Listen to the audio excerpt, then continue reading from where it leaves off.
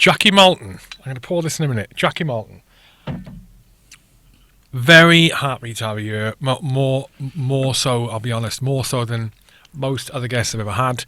So thank you for coming. Thank you for giving me your time. I know you're super busy. We've been trying to line this up for about a year and a half, I think. Could we not? Yeah. Actually, when we were trying to line it up first, you were filming in Swansea. What were you filming? Was that for Ghost Story? No, I've just done a programme about. I've interviewed a serial killer called Charles Sabraj. So he was the man involved in. There was a drama made about him a couple of years ago. A very famous drama called The Serpent, and it was based on a book that he had contributed to, where he killed a number of people in Thailand and in Nepal. So he served a sentence of imprisonment in Nepal, and the extradition time ran out in Thailand, but there were at least 5 murders that he was suspected of. Then he wanted to tell the world that he was innocent. Was his nationality? He was French, Vietnamese. Okay. And so last year he wanted to be interviewed. And so I did it with another police colleague. And I met him in the city and before the interview. Time and has been released? Yeah. And now he lives here? No. Okay. He came over here to do the interview. But he's a very interesting character. So I had to get to know him for a few days on my own. Well, with the director and the producer there, obviously. But, he's a narcissist, very charming man. Hard to kind of dislike him at 79 years of age. But when you think about what it's alleged he did and been convicted of it and suspected of the others, then he was a terrible, terrible man. So he was also interviewed by Dr. or Professor Paul Britton, who's a criminal psychologist. He said that he was. He said that he formed a dark triad. He was Machiavellian, narcissistic, and what's the other one? That's a psychopath. What's Machiavellian? Machiavellian is that in your Machiavellian attitude, superior attitude to people, not caring about other people. You have no empathy, not even caring. You know when people say it's a bit Machiavellian, full of their own sense of importance. But he was very, very interesting. That was for Channel 4, and that took me a long, long time to research, prepare. So it's about a year altogether. Really? So what was the aim of the interview? What did you want to get from it? What did Channel 4 want to get from it? I wanted to prove that he's not innocent. That was the point. So I fortunately got lots of evidence to show. Oh, so he didn't do time? No, he did do time for the murders in Nepal. Ah. But what you said to you was that he was suspected of 5 murders in Thailand. Sorry. And the extradition treaty had run out. So those 5 murders, at least 5 murders, were still on the books. But he was denying them. Sorry? And he was denying them. Yeah, he denied them. So I got lots of evidence for that. How did that go? Well, he won't have it. So one of the things was that he wanted to play a game of chess with the psychologist because he has this belief that he's superior to everyone.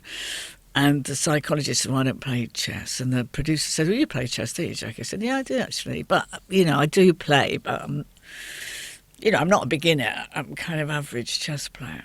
And so they filmed us for an hour. So I had one camera on me, one camera on him, and one camera on the chessboard.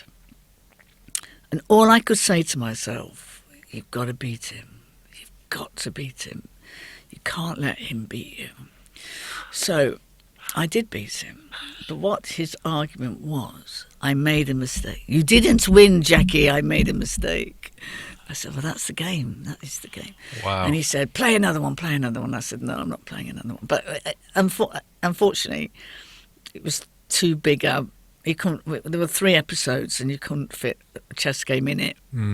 But I was pleased that I beat him. But God, he was a difficult character, very, very difficult character. In what way? Well, because he would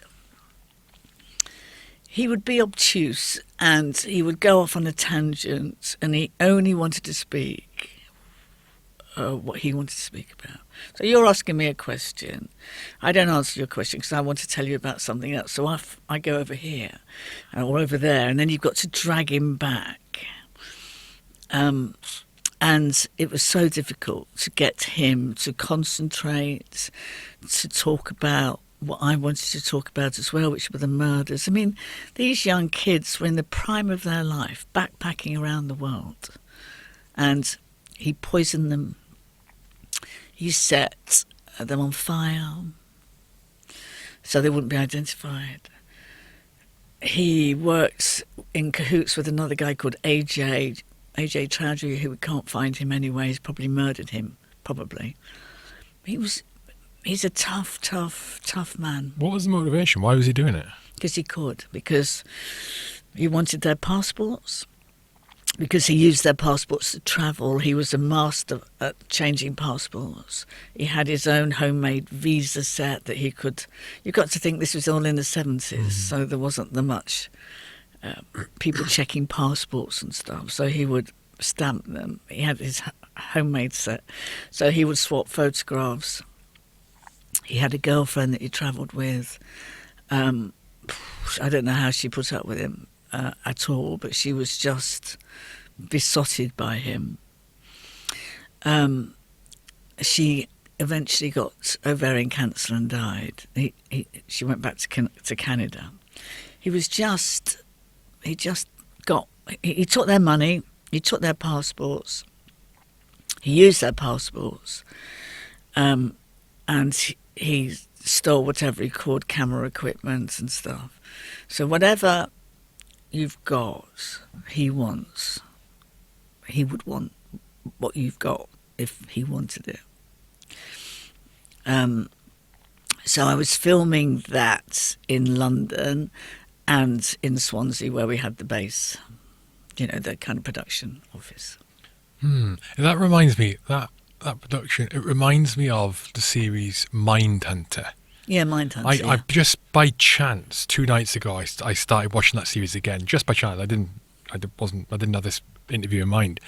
And that first episode where they're for anyone who hasn't seen Mindhunter, you should watch it. It's a part fiction based on truth, but the setup of the FBI behavioural science unit, of which is of Silence of the Lambs fame, so to speak. But they go in and start interviewing. Excuse me. Go for it. Sorry, yeah. That's all right. They start interviewing prisoners, killers, to try and understand their minds, to help catch killers in future. Brilliant. And they face a lot of resistance in doing it. But that leads me on to the prison work. We were talking on the icebreaker about prisons, and you mentioned Nelson Mandela, someone you like to have a beer with or a tea with. And you went and visited his prison then? There's the prison. The prison that Mandela served his time in. Yeah. You went and visited that. Yeah, only because I was on holiday. No, but still. So was that before you started doing your prison work here? No, at the same time. My family, brother, and his 2 sons lived in South Africa, so I went to see them, and that's why I went. But funny enough, I had lunch with a friend of mine who's just retired as a prison governor yesterday. I had lunch yesterday.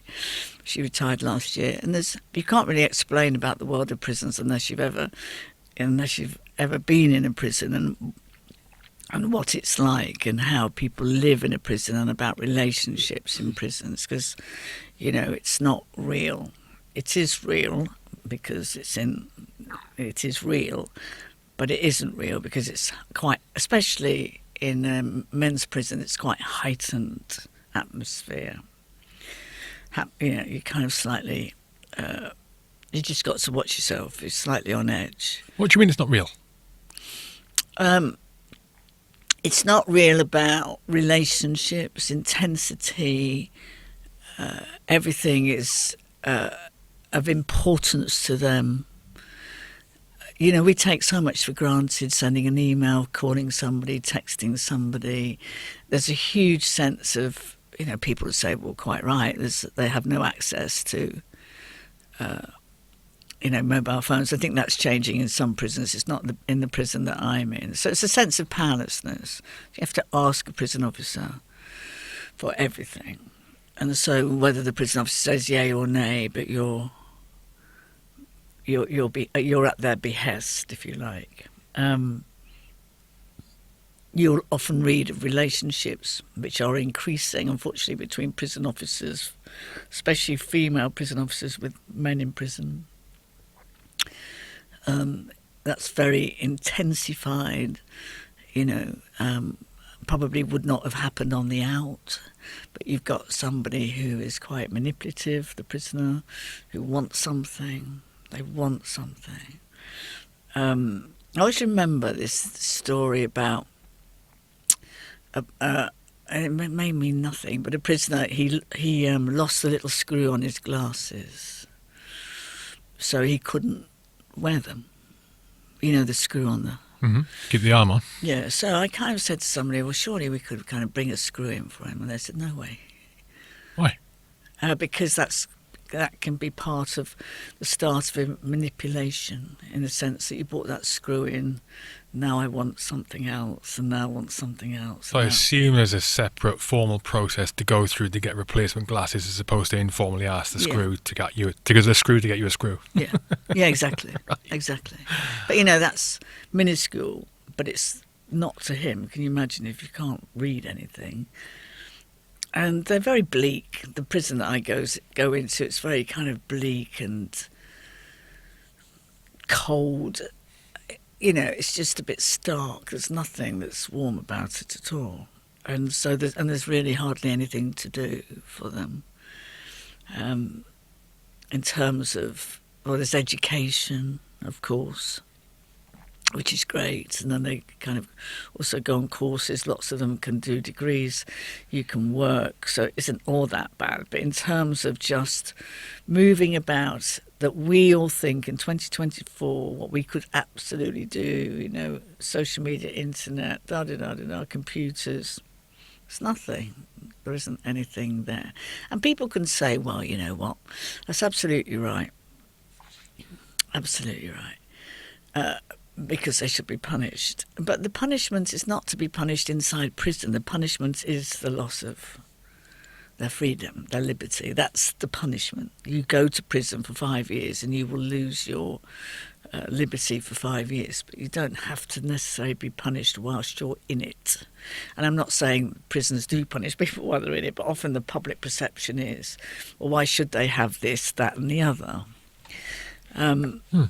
You know, why should they? But, you know, they've got music groups in the prison I go into, and, you know, music is a great thing that they enjoy, kind of playing the guitar or singing. I'm probably painting it a little bit too bleak in a way, but, you know, it's like being in a school that's got that smell about it. But are you saying that's a bad thing? Are you saying that's a bad way to have them? Are you saying they should be less bleak and made... Yeah, they should be less bleak, I think. What would the advantage be? Well, it's about the advantage of being in a prison in the sense of a lot of them, you know, I've been in this prison nearly 19 years. Every week. Once a week, that's all I go into. But it is a commitment, and it really does. You know, you can't say, I mean, you can go on holiday. I'm building up a little team now, you know, so it's not just me. So that if you go on holiday or do something. Let me just think. I've just kind of lost my train of thought there. Yeah, so when you speak at depth to a lot of the men, now these are facts. I'm not making this up, but their background on not all of them, but in many, many instances is really bleak. Really bleak. You know, acts of cruelty, emotional abuse, sexual abuse, growing up in families of addiction, growing up in families where their parents were thieves. And I always remember saying there was a guy who was in for murder. It was he was in for murder. And he was on the southeast London estates growing up. His father was notorious criminal. He happened to be in prison for murder, his father. And he said, but you know, Jack, he said, I am not. His father was an armed robber. He said, I'm not a thief. Innately, I'm not a thief. Now, he knew that about himself when he was this high. I am not a thief. I don't steal. But equally, I have to survive on an estate where my father is notorious and quite, scary. So he said, I just thought, well, the only way that I can do, I don't want to steal, and that he could kind of box his way out of it or fight his way out of it. But he didn't really like that, but that was the best thing that he could do. And in order to have that mask, that facade, then later on when he was older, he started to drink and use drugs as the mask. And then he had an argument, I think, with somebody on a bus or something, and he killed them. So what I'm saying is, long way round of saying it, but a lot of their stories are very, very bleak. One of the things that I've also found common denominators often happens is when their mother is a single mother and then she marries somebody, another man, and the cruelty shown to these men, young boys, when they're growing up by the stepfather is quite horrendous. Often includes sexual abuse around their genitalia. If their mother subsequently has a child with the stepfather, complete difference of treatment between the two children. And I used to hear that, and then I've heard it quite a few times there over the years, where there is a pattern. And often you'll read cases in the paper, won't you, of a mother, horrible cases where babies have been killed by this new man that's come into their lives who just cannot cope with a child whose father is not them. It's quite astounding. Yeah. Jealousy. It's all to do with, jealousy. And they cannot cope that this new woman in their life has had sex or born a child with another man. And they really do treat this child differently. I'm trying to recall. I read a lot a few years ago on the evolution of desire, like law of attraction, but evolution's, we were cavemen and women, right? Oh yeah. And also, and part of that was on subjects like this. Why men are interested in different things, why women are interested in different things in the opposite sex, and why they behave in certain ways with different opposite sex situations. Why a man behaves in a certain way to a woman who has offspring from another person, for example. And I'm trying to recall that the behaviour you're talking about there. It's some it's evolutionary thing basically about protecting your own offspring, and it's about not wasting your time, your resources, your life resources, any effort on raising another male's offspring. It's not your line, it's not your gene pool. And that's where that comes from. Obviously, it doesn't transfer very well into the modern day, right? Because things are very different now. There's lots of blended families, aren't there today? Lots of blended family the world's situations. a different place. Yeah. So going back to a harshness of treatment when they're growing up, and then, the crimes that they commit. I mean, my specialism is addiction, obviously, so I'm dealing with lots and lots. Well, I'm dealing with lots of people, lots of men who have resorted to addiction and are in prison because of their addiction as a consequence of their behaviours. So it's about, and they don't make the link often. They will not make the link with any form of kind of upbringing. And I'm not. It's just trying to get the adult child to connect with the younger child, because where there is a hole in the soul in addiction, then they're trying to fill it.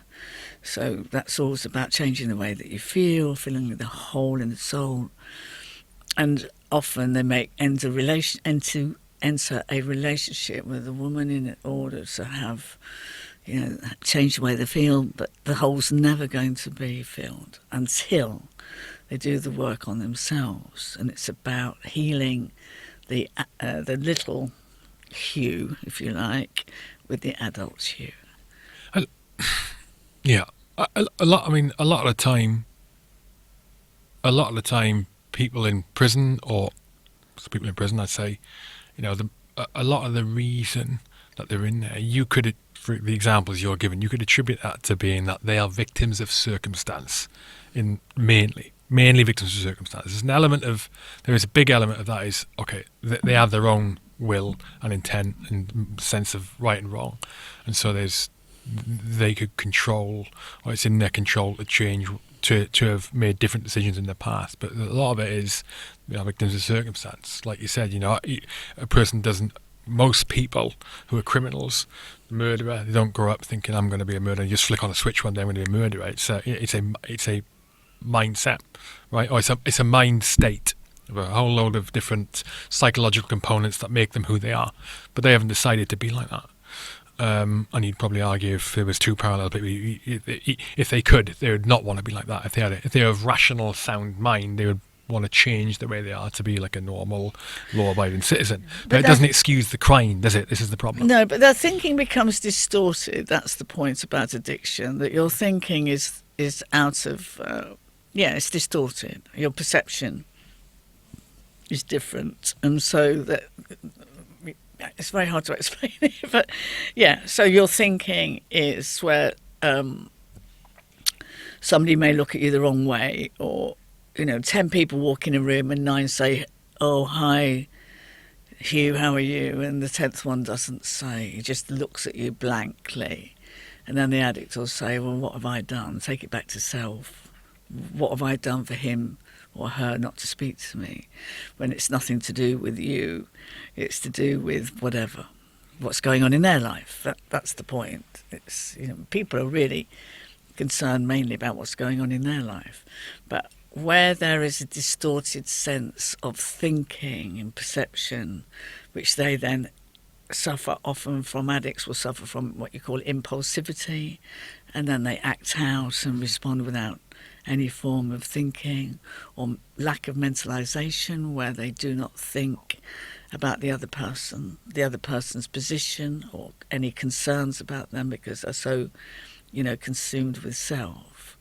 It's trying to unstitch their thinking and restitch them in a way that gets them to look at things differently. So I met a man in a lifers group. They have lifers groups, and I was invited to it by the governor. So it's a room where all lifers, are invited to, and they might do some form of music or poetry or education, talk about how they're educating themselves in prison. And there was one guy there, and he said to me, he approached me, and I won't call him by his real name just for the minute, but his name, let's call him, Tom. And he had committed a terrible act of violence against his partner, He was what you would call, he went to private school. He suffered about his terms of himself as a man, masculation. Is that the right word? Masculinity. Masculinity, yeah. Sorry, not masculation. Masculinity and stuff. So he anyway, he said, could I have some chats with me? So I said, yeah. So that carried on for a bit, and he would open up and talk to me, and he was so self-aware. He was coming to the end of his sentence, and he got DCAT, so he went to a prison, because he's not from London area, he's from another part of the country. And I went to see him in that prison. And I'm just blown away by I'm blown away by the depth of insight he has within himself. And funny enough, that can be seen as a threat to the prison service in a way. Because where men have really, really looked at themselves and gone in every course, everything that they have been asked to do and more. So he's released. He's been released for a number of years now. He's so insightful into the human condition, not in a kind of egotistical way or narcissistic way. He never left prison and then said, oh, look at me, look at what I've done, look what I've learnt about myself. He's very, very, very low key. He's never wanted to be like that. But he, if he did a TED talk, for example, you'd be able to hear a pin drop. He's amazing. Absolutely amazing. He does TED Talks. He does TED Talks. No, if he did. If he did, yeah. If he did a TED, you'd hear a pin drop. Mm. So he has been doing some work before James Timpson was taken in, by the Labour government. But he worked quite closely with James Timpson. Is it Lord Timpson now? And so, but in a way, that's kind of a shame, because he can't keep, Lord Timpson or James Timpson's got so much on his plate now. But yeah, so I have really, really long conversations with him, probably 2 hours at a time. And that's weekly, or every 10 days. Now that he's out? Yeah. He's been out for a number of years. I've been up to, he's got, a partner, a child. I've been up to his home. He's my mentor now. Really? Yeah. Really? Yeah. He's my mentor. I asked him if he would be my mentor, because I've never met anyone in my long time in recovery, my long time on this planet, that is so insightful as him. So just come back to your role when you go into the prison. Your role is as what? Oh, right. So it's changed now over the years, but so now I run the programs of Alcoholics Anonymous Addiction Group every week, and prison changes all the time. But before that, I did a master of science in addiction psychology. So before that, I would, if people wanted to do one-to-one work, I'd go in on another day and do one-to-one work with them, through the kind of, it is 12-step, but it wasn't 12-step. It's my kind of, it's based on the 12 steps of recovery. But there's a lot of kind of depth. And so that I would give them written work and stuff. So I've done that for a number of years. For a number of years now. So I'm a mentor to a double lifer that's been released, to another guy that's also, I wouldn't say I was his mentor to the other guy, but I'm patron of a charity that he's set up. So I see him on a regular basis. But the one that I'm going to call Tom is so powerful in his insight. So we talk about guilt, we talk about shame, we talk about, in my case, I grew up in a household with, my mother was kind of quite critical, really critical actually. So there's a profound sense of being measured. Of everything. Well, no, critical of us in a... I'm sure that my mum, they do it for the right reason because they want the best for you. But it was also about comparison. Okay. And constantly compared with peers, cousins, Uncle Tom Cobley. And the things that I was good at, like sport, for example, then you would get a sense of shame because if you were better than your peers, then she'd say, oh, you're showing off or something. So anything that you were good at kind of got shamed about. And then the other thing was about a profound sense of being measured. I remember reading this now from your book. Now you're talking about this. I remember reading this in your book, yeah. Yeah. So my friend Tom, we talk at depth about, shame, how that can be all pervading. Guilt is about proportional to what you kind of, have done in your life. But shame is all pervading. And it's about, living with self in a way that is, comfortable with self, and that you kind of live within your kind of moral compass and what are your values. So you hold up them and say, actually, what are my values, and do I live within those kind of values? So a colleague kind of did describe me as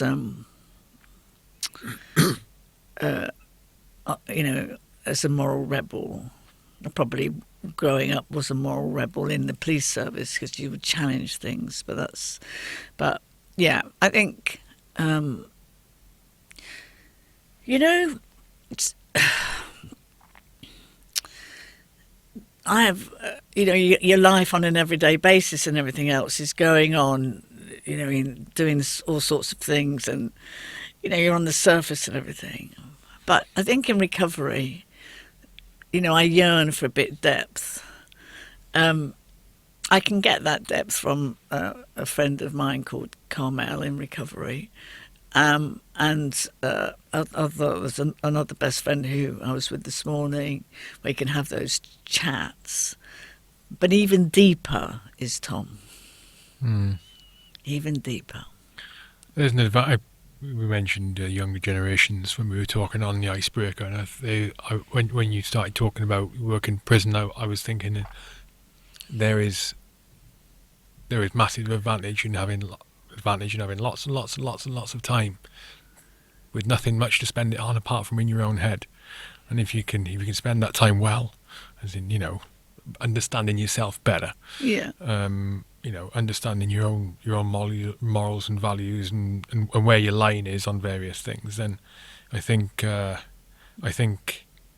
when I was thinking about that, I was thinking that a lot of people must leave the prison.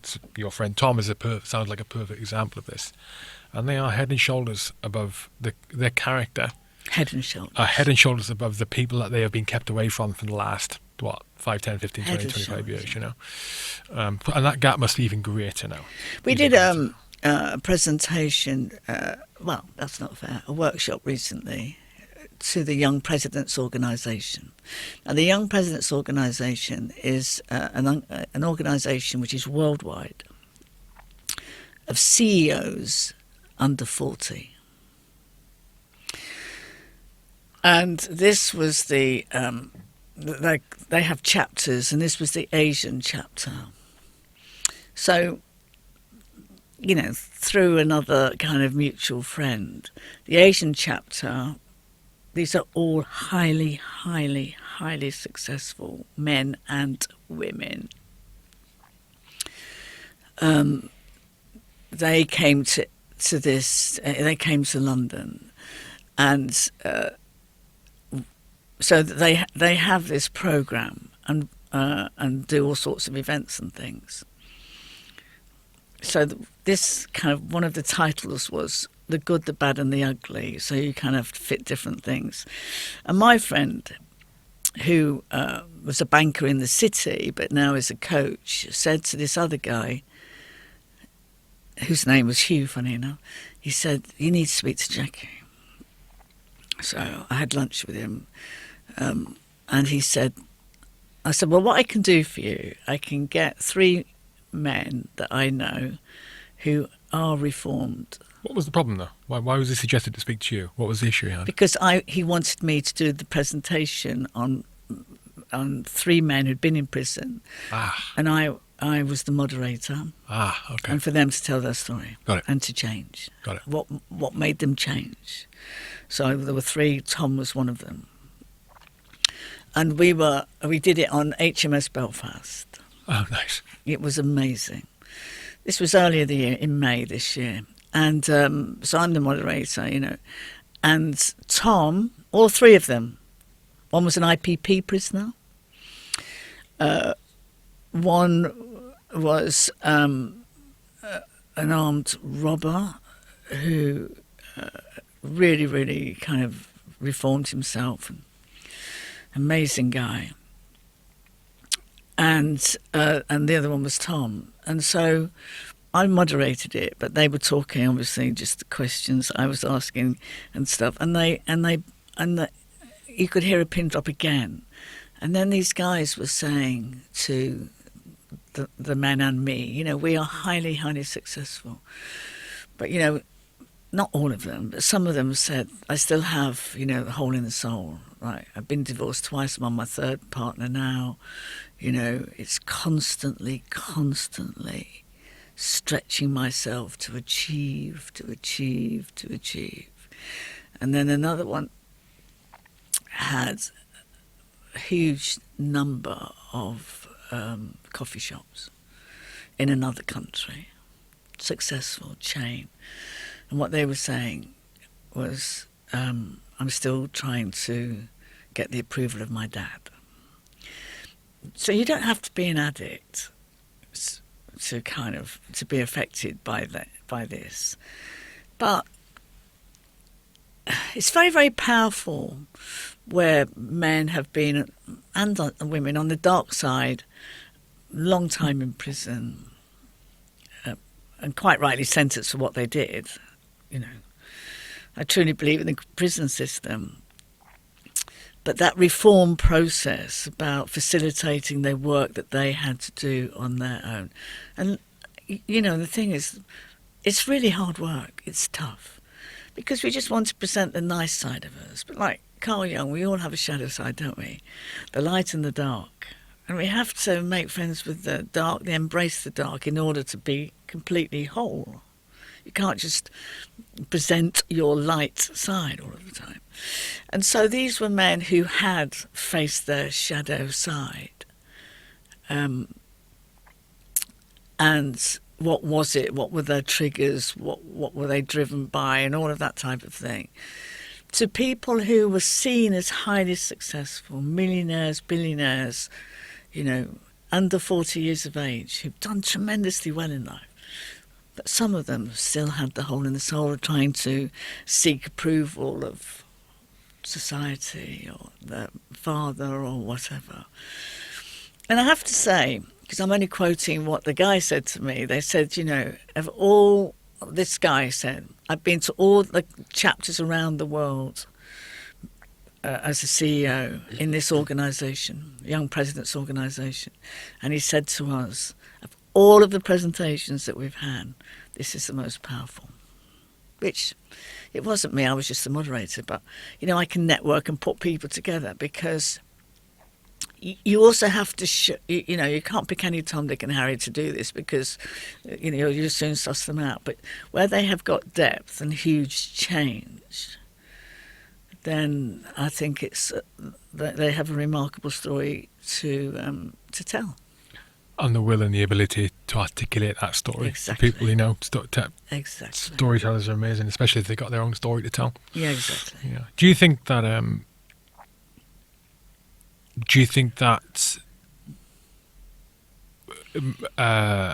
part of your ability to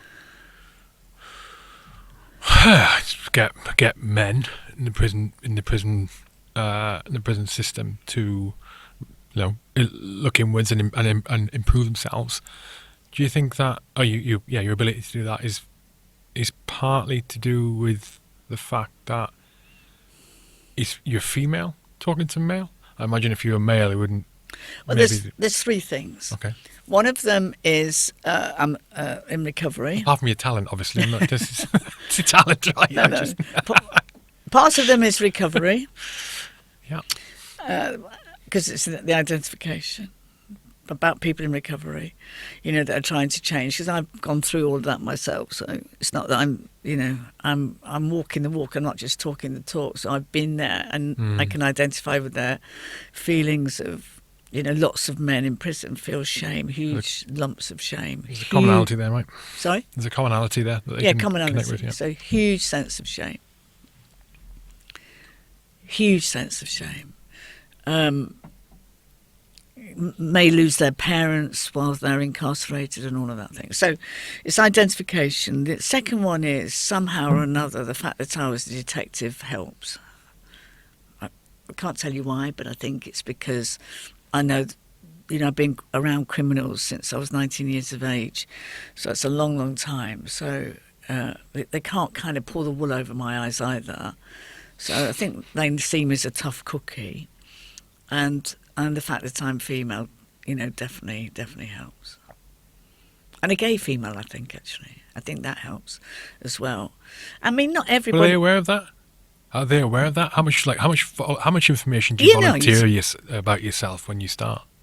Well, because I don't talk about sexuality or the very, very often, but because I'm in the slight public domain in my books in the prison, I've got a couple of my books, or I've done a chair in the prison on an odd occasion, so they know, and word gets round and all of that. The fact that it is kind of quite ironic that the fact that I was flying squad. I remember there's a guy, he's out now, and we were walking down the corridor together. He was an armed robber. And he said, well, who would have thought this, Jackie? Who would have thought this? You're flying squad. And all his life has been an armed robber. And he was my age. So anyway, he said, could I, do some chats with you and everything? I said, yeah, of course. It's a real kind of character, old school villain type of thing. But he told me his story, and that his mother was chronic alcoholic. His father left, when he was quite a young lad, and that he would kind of try and make his mother's life more easier. She had no luxury or whatever, and I think he would probably steal the things, even like kind of, like things you put in the bath, just to give her something. And then as he kind of grew older, then he'd get these jobs, and then he worked for a few kind of villains as a young boy and got cash. And he was addicted. He was addicted to money. That was his addiction. Addiction to crime and the money. And he didn't drink and he didn't do drugs. But because of this life-changing experience of having nothing, and then he said he met his father once, who was driving a very nice car, had got a new woman, never gave a penny to these boys, bought lovely presents for his children that he'd had with this new woman. And so the antithesis of his life and this man growing up in poverty. His addiction was, that's not going to happen to me. But except, of course, his addiction to crime was being an armed robber. And he said, you know, sometimes I kiss my children's foreheads and say goodnight, knowing that the next day he was going to go out and do something for which he would be imprisoned for 15, 16 years, knowing that. And he couldn't help it. He couldn't help it. But he buried the money. Whatever he got, he buried. And he didn't go... You mean literally? Literally buried it. So what he would do is just feed into the household. You know, like, he never had a flash car, flash house, flash clothes, but just looking after his wife and children, he just fed it. But of course, you know, his wife didn't want him to do that. Neither did his children want him to do that. Did his wife know? She must have known.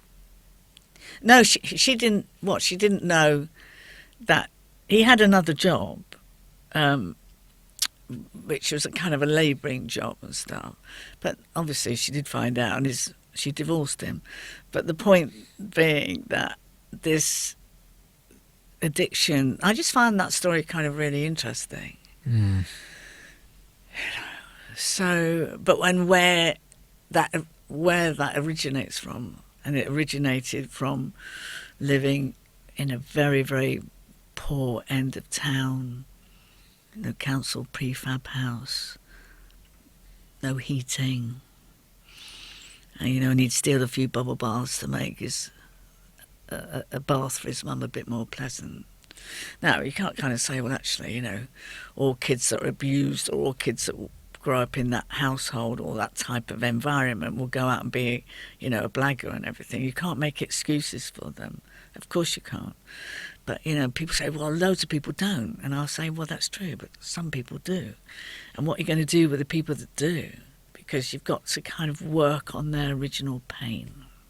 And the original pain, in my experience, in prison, by talking to these men, the original pain from this high is abandonment. And that's probably, you know, across the board. I don't know if you know this or not, but are the rates of reoffence lower for people who get out after a longer sentence than those who serve a shorter sentence? I haven't got them on top of my head, but, you know, you do get people that are recalled, obviously, that have done a long sentence. And then, for example, I know a guy that I was working with, he'd been recalled. I didn't know him originally, but he'd been recalled. So I remember him coming to the group, and he said, "Is your name Jackie?" I said, "Yeah." He said, "I've been told to come and find you." Now, touch wood, he's still okay. He's out now. I see him and he's still okay. But the point being is that, yeah, there is a tendency, obviously, if you've been out a long time, there's a chance that you will relapse, have a drink, and then you're going to get recalled because your liability as a lifer is higher than some burglar type of thing or a shoplifter, because you are a danger to society if you've murdered. So I don't know the actual, you know, figures, but I spoke to one yesterday, and he's been in prison for 30 plus years. He's out. And I said to him yesterday, "How are you doing?" Because he gave me his number when I saw him. He said, How old is he? Oh, I don't know. How would he be? He'd be 50 odd. Okay, so relatively young, yeah. Yeah. And I said, "How are you doing?" He said, I can only describe it to you, Jackie, as sensory overload. So I said, did you have what you call rottles, which are release out for the day?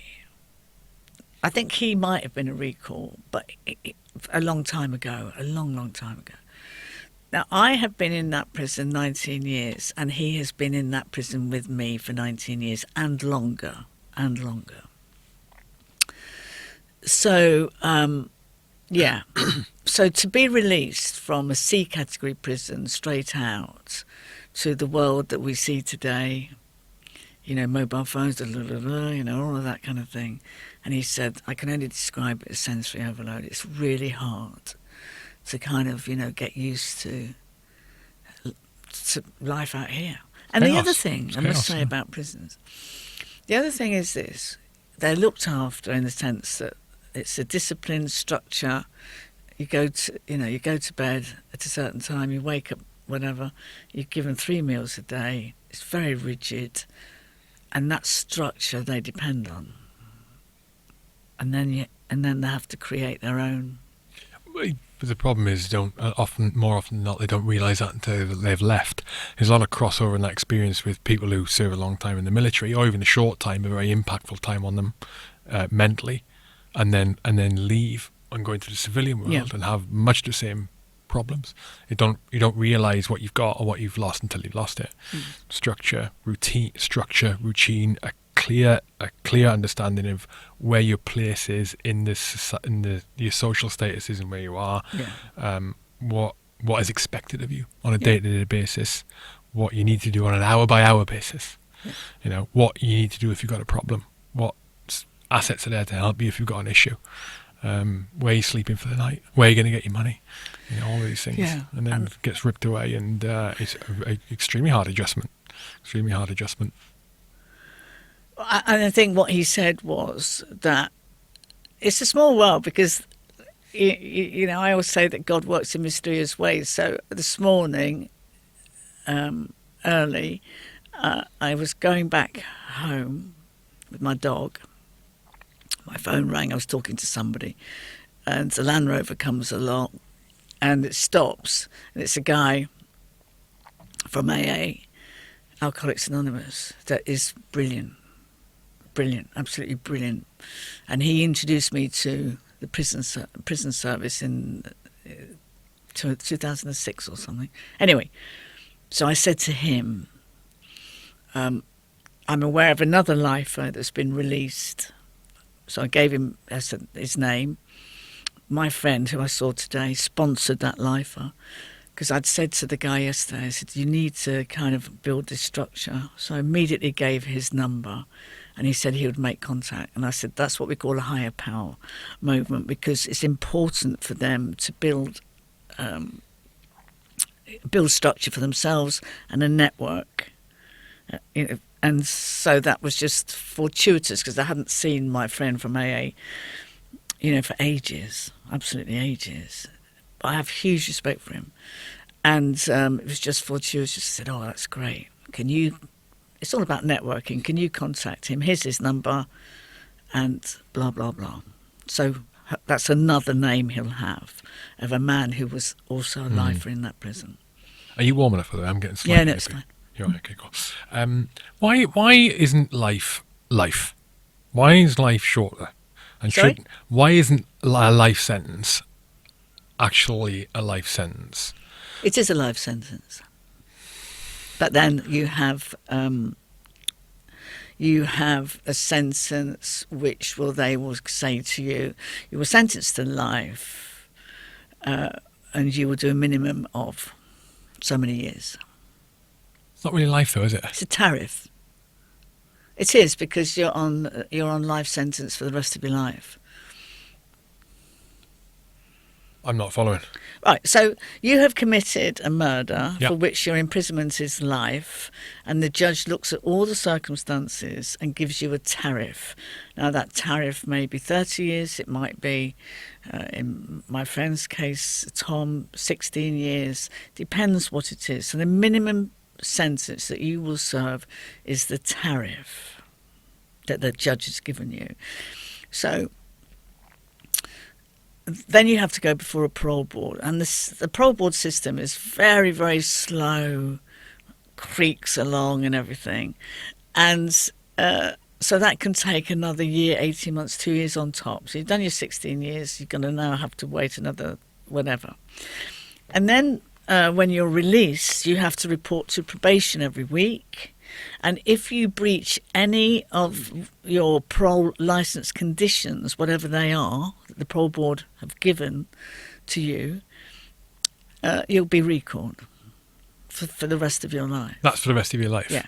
Now, to be fair, if for the next 10 years, or it's probably a minimum of 10 years, you report regularly to your probation officer, you've got a job, and you're doing okay, you've not committed another criminal offence, the parole board can release you from those licence conditions. So you're free. But you have to give people hope. That's the point. Hope for change, hope to be rehabilitated, hope that you will be released from prison and start your life again. So it is the installation of hope, really, that is important. I am a great believer in the prison system, and I do believe in the sense that, you know, you do as much as you can to help that person to examine themselves, self-reflect, you know, look at their addiction. Look, there's often things like where you have tempers, you know, your impulsivities. There's lots of courses that you can kind of go on that address those behavioural issues. In fact, would be compulsory, because every prisoner has what you call an offender management plan. They have an offender manager, and then you have a sentence plan. So for a lifer, they will have a sentence plan from the word go. And as they go through their sentence over the years and years, then they're obliged to go attend, anger management courses, or other ones called healthy relationship programs, which are very, very intense and stuff. Addiction programs, or my group is voluntary. They don't have to go if they don't want to. So they're going through, you know, they're managed over the years. I didn't know that. Interesting. I didn't know that at all. Or did you think that people just go to prison and then? I thought people go to prison and there are options for them to do, you know, to take classes for improvement purposes or whatever. Yeah. I only thought there would be compulsory classes for people with, serious or treatable mental conditions, right? Yeah, they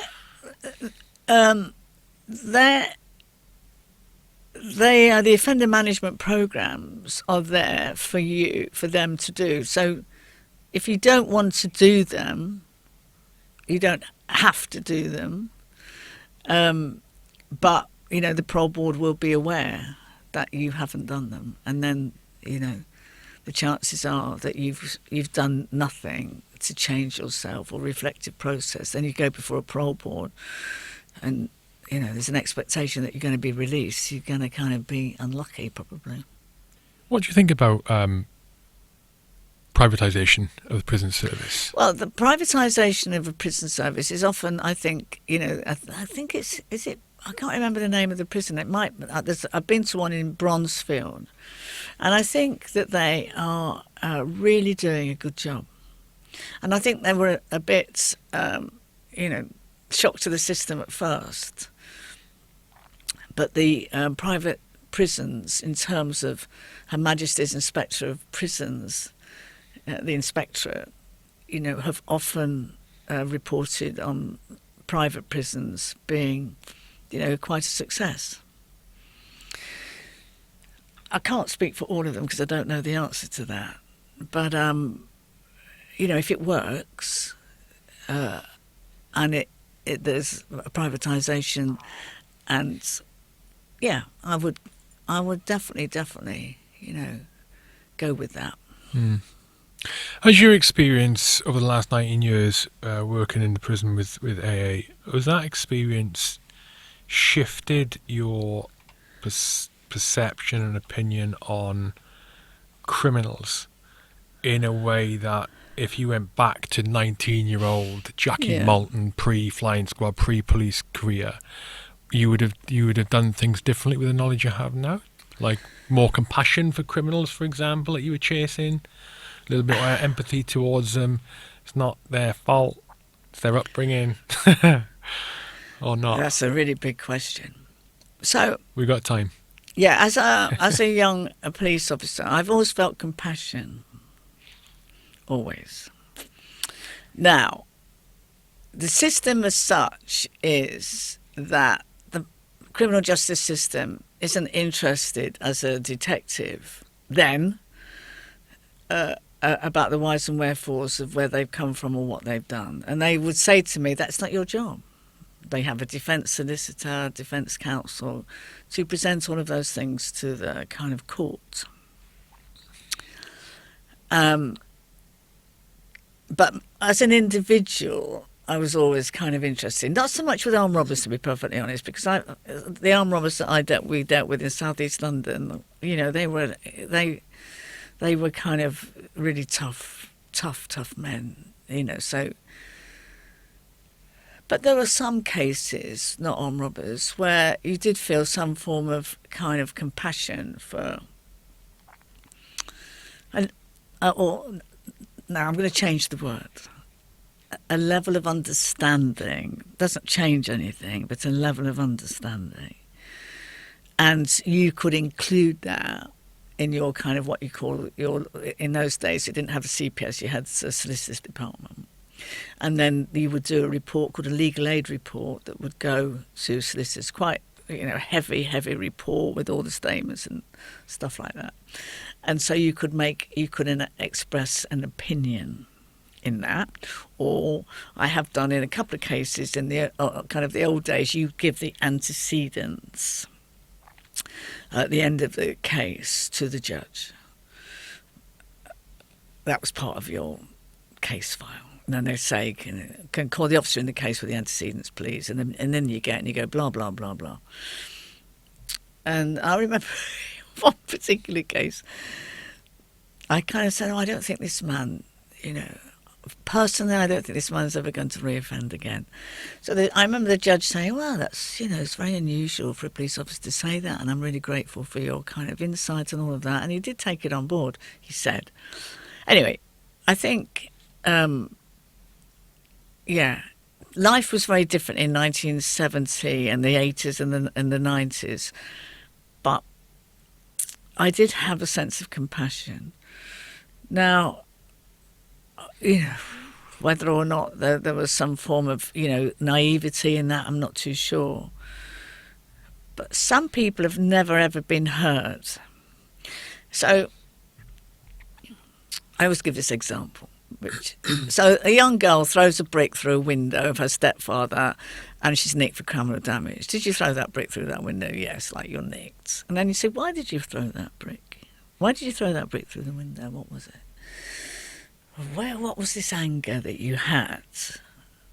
So the police service when I joined in 1970 was yes, no. Did you nick?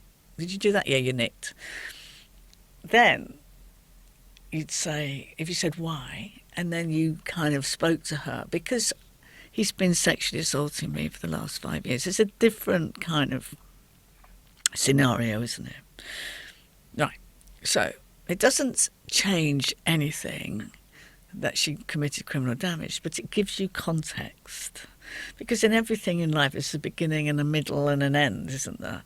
So I always wanted to examine things in context of. It may not change anything at all, but context, I think, is important.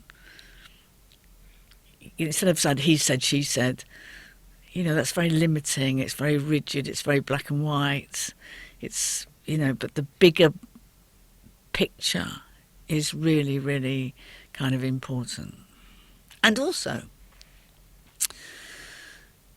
sometimes it's the first time that anybody, you know, has been heard. Their voice has been heard. And I think, I kind of think that's important. And I think policing has changed, you know, so much so that there is context in interviews now, I think. Yeah, I mean, I think it would be a critical piece of the investigative Yeah. process, right? The more Yeah. you know about why something happened, the more likely you are to find out the details you don't know yet. I Exactly. don't know. Exactly. Yeah. Exactly.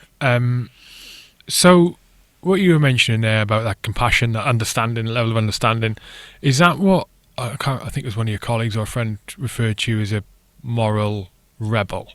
So you were that. Was that part of the moral rebelliousness that you had when you were serving? Is that you were demonstrating and taking an interest in understanding the why and the context around No. things? That wasn't okay. No. Okay. No. No. The moral rebel was about speaking up. You know, I had to talk about in my book about stuff that was unacceptable. So that was the moral rebel, like the incident at West End Central where a team, there's a kind of a corrupt inspector. They were planting drugs on stuff. So what do you do with that? I mean, somebody told me, what do I do about that? So that moral rebel comes from that, because in the 1980s, people just looked the other way. So nothing would be done. How do you see policing today in London compared to the days of old when you were policing? And the reason I ask is there's been a huge amount of improvement over the years in many different ways, and you'll know the ways more than I will over the years in the Met. But equally, from outside looking in, it seems like a very difficult place to, one, be a part of the organisation of police in London, and two, be a citizen wanting to have trust and belief in that a crime against you will get investigated, or you're safe to go out and cut about in the city you love. How do you see it today compared to days of old? Because it's not without its problems right now, right? Well, to be a police officer today is so difficult. It's much harder. Why is that? Oh, I wouldn't know where to start with that. So my battle, if you like, if that's the right word, would be because I was because there were kind of attitudes internally, within the police service that would be seen as kind of misogynistic behaviour, homophobia, racism, and all of that kind of thing. Not across the board, I have to say that, but with kind of certain individuals. And so the public trusted, in the main, the police. There was nobody wants to get nicked, do they? But in essence, there was much more of a trust element, I think, within the police than there is today.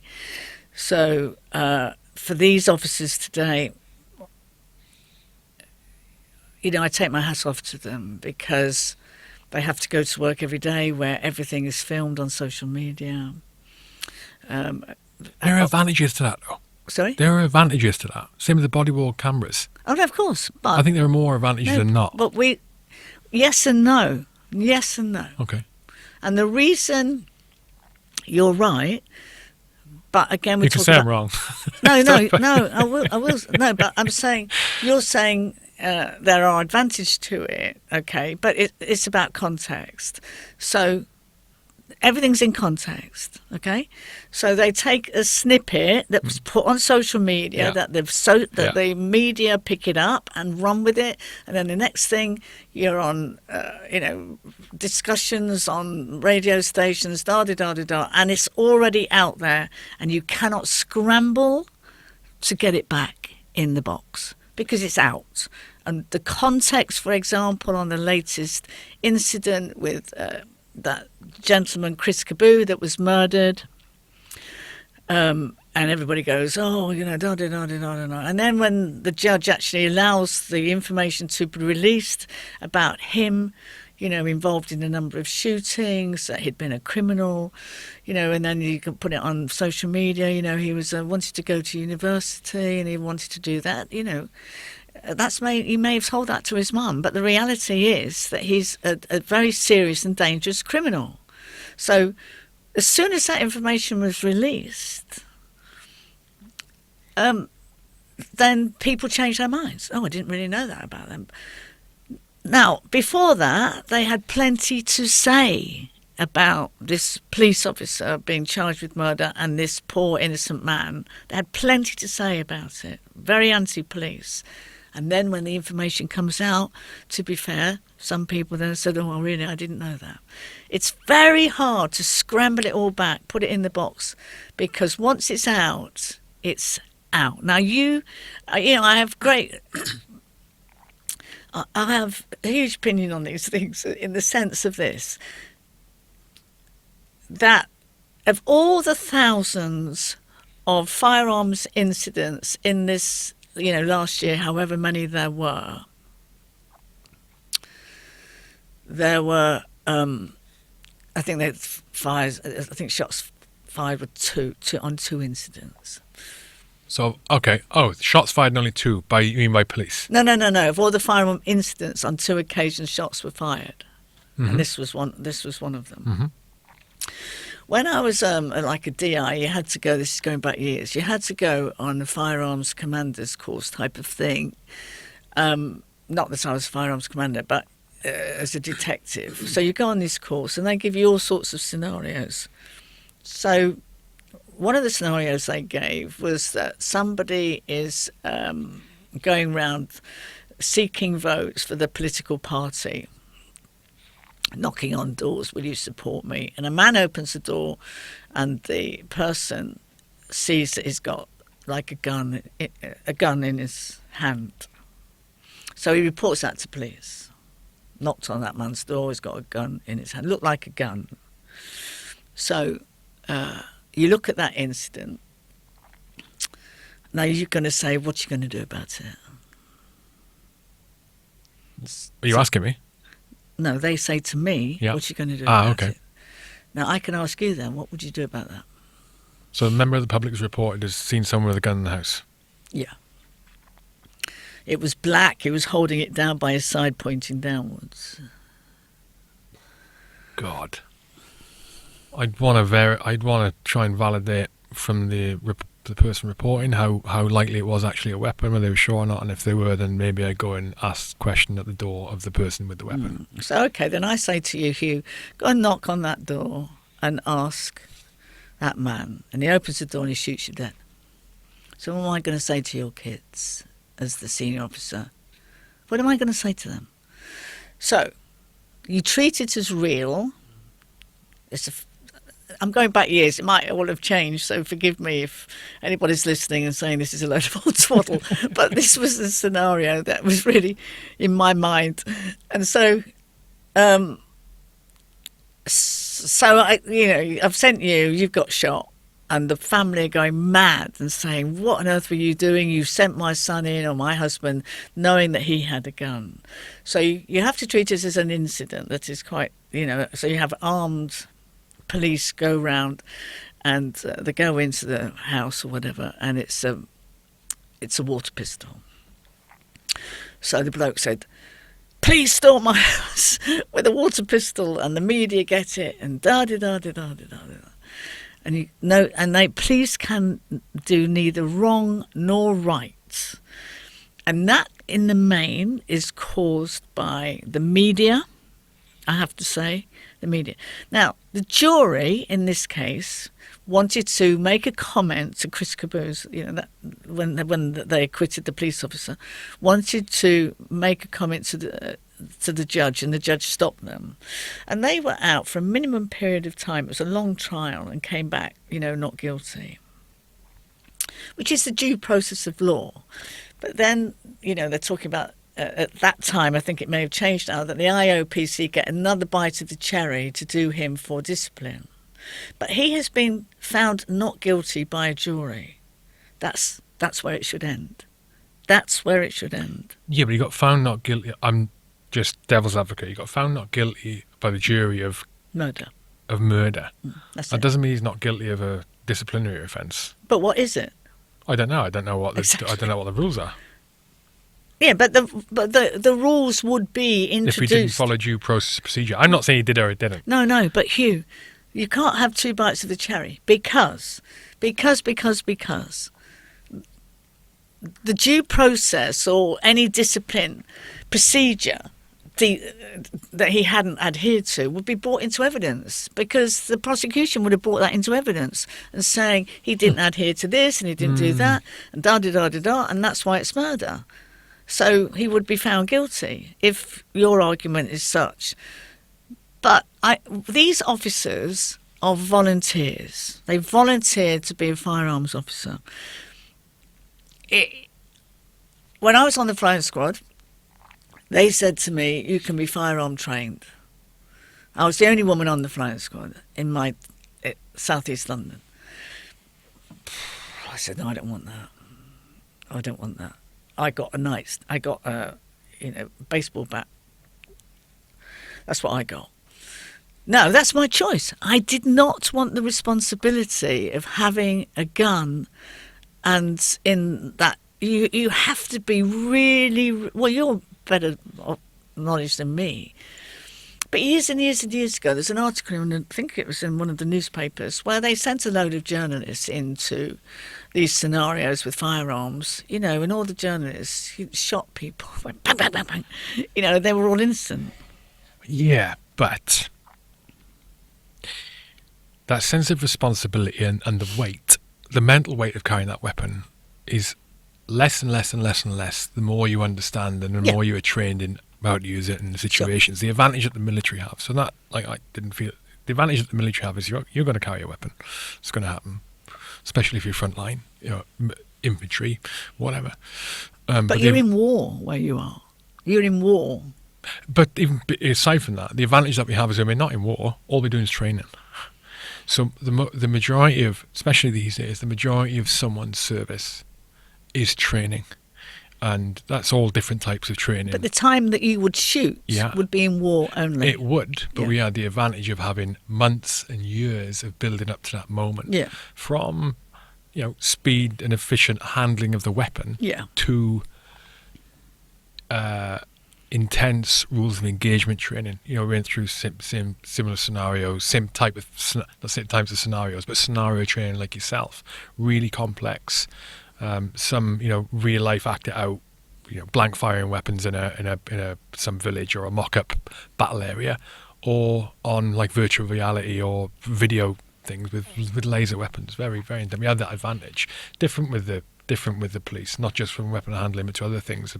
Very little time for training and drilling and going through complex scenarios. They just expected to handle them and they pivot do and change that on the fly. They are highly trained and do constantly go back for training. Definitely. Firearms, you mean? Firearms officers, yeah. Because you're given a ticket and you have to keep. That ticket has to be... is that just handling, though? Is that just the weapon handling, or is that through scenarios, like you said? No, scenarios. As well, okay. Yeah, scenarios. Okay. No, absolutely. They're highly trained. Highly trained. So your question to me was, is it worse now for police officers? It is, absolutely. So they're accused of, on any of the... political marches. Some will say they're fascist in the same march. Some will say they're woke. Some will say... I can be quite opinionated by the police. Not always positive, by the way. But it's extremely hard for them to...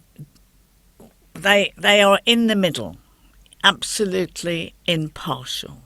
That's their job. Supposed to be. No, it is their job to be impartial. So you've seen examples where demonstrators or whatever have stuck on a pro-Palestine or anti-Israel or whatever it is sticker on their uniform. There was one there recently. He had no idea. And then it's in the paper. Mm-hmm. Here you've got a police officer who is pro this or pro that or anti this, whatever they've stuck on them, etc., etc. And people have the freedom of speech and stuff like that. They are in the middle, absolutely in the middle. Well, I find... How should that be handled by the Met PR or the whatever force it is, the PR? How should that be handled? I would be much more personally. I would be much more assertive about it. Well, I'm not in the job. I haven't been in the job for years, but it's not really fair for me to comment. But the realities of policing London, and in fact, to be fair to the commissioner, he is saying a lot more. In terms of the difficulties of policing. One of the things I have had a little go at lately is about the number of police officers that they wanted to have a clean up of police officers, and I'm quite. I've got a few followers, quite a few followers on Twitter, and they trust me. Police officers have privately messaged me. And one of the issues of late is taking the good officers down with the bad. So that the figures of officers that are under investigation for misconduct, not gross misconduct, but misconduct, for petty incidents, which should be something like a learning opportunity. Mm-hmm. Everybody has to have a learning opportunity. So you've got to think of the human condition. So the human condition was, when you go on promotion, was, well, what did you do about? Give me an incident. Give me an example of what you did. Oh, well, I was supervising, PC blogs, and this happened to him, and he came up to me and he said, and I suggested that he made a complaint. That's self-motivated for your own good. Now, I have had messages from police officers who I do know personally, who are good police officers, fantastic relationships with the public, etc. So any form of touching now, if you touch somebody on the shoulder, then that police officer can say, Sergeant Bloggs touched me on the shoulder. And that is now looked at as misconduct.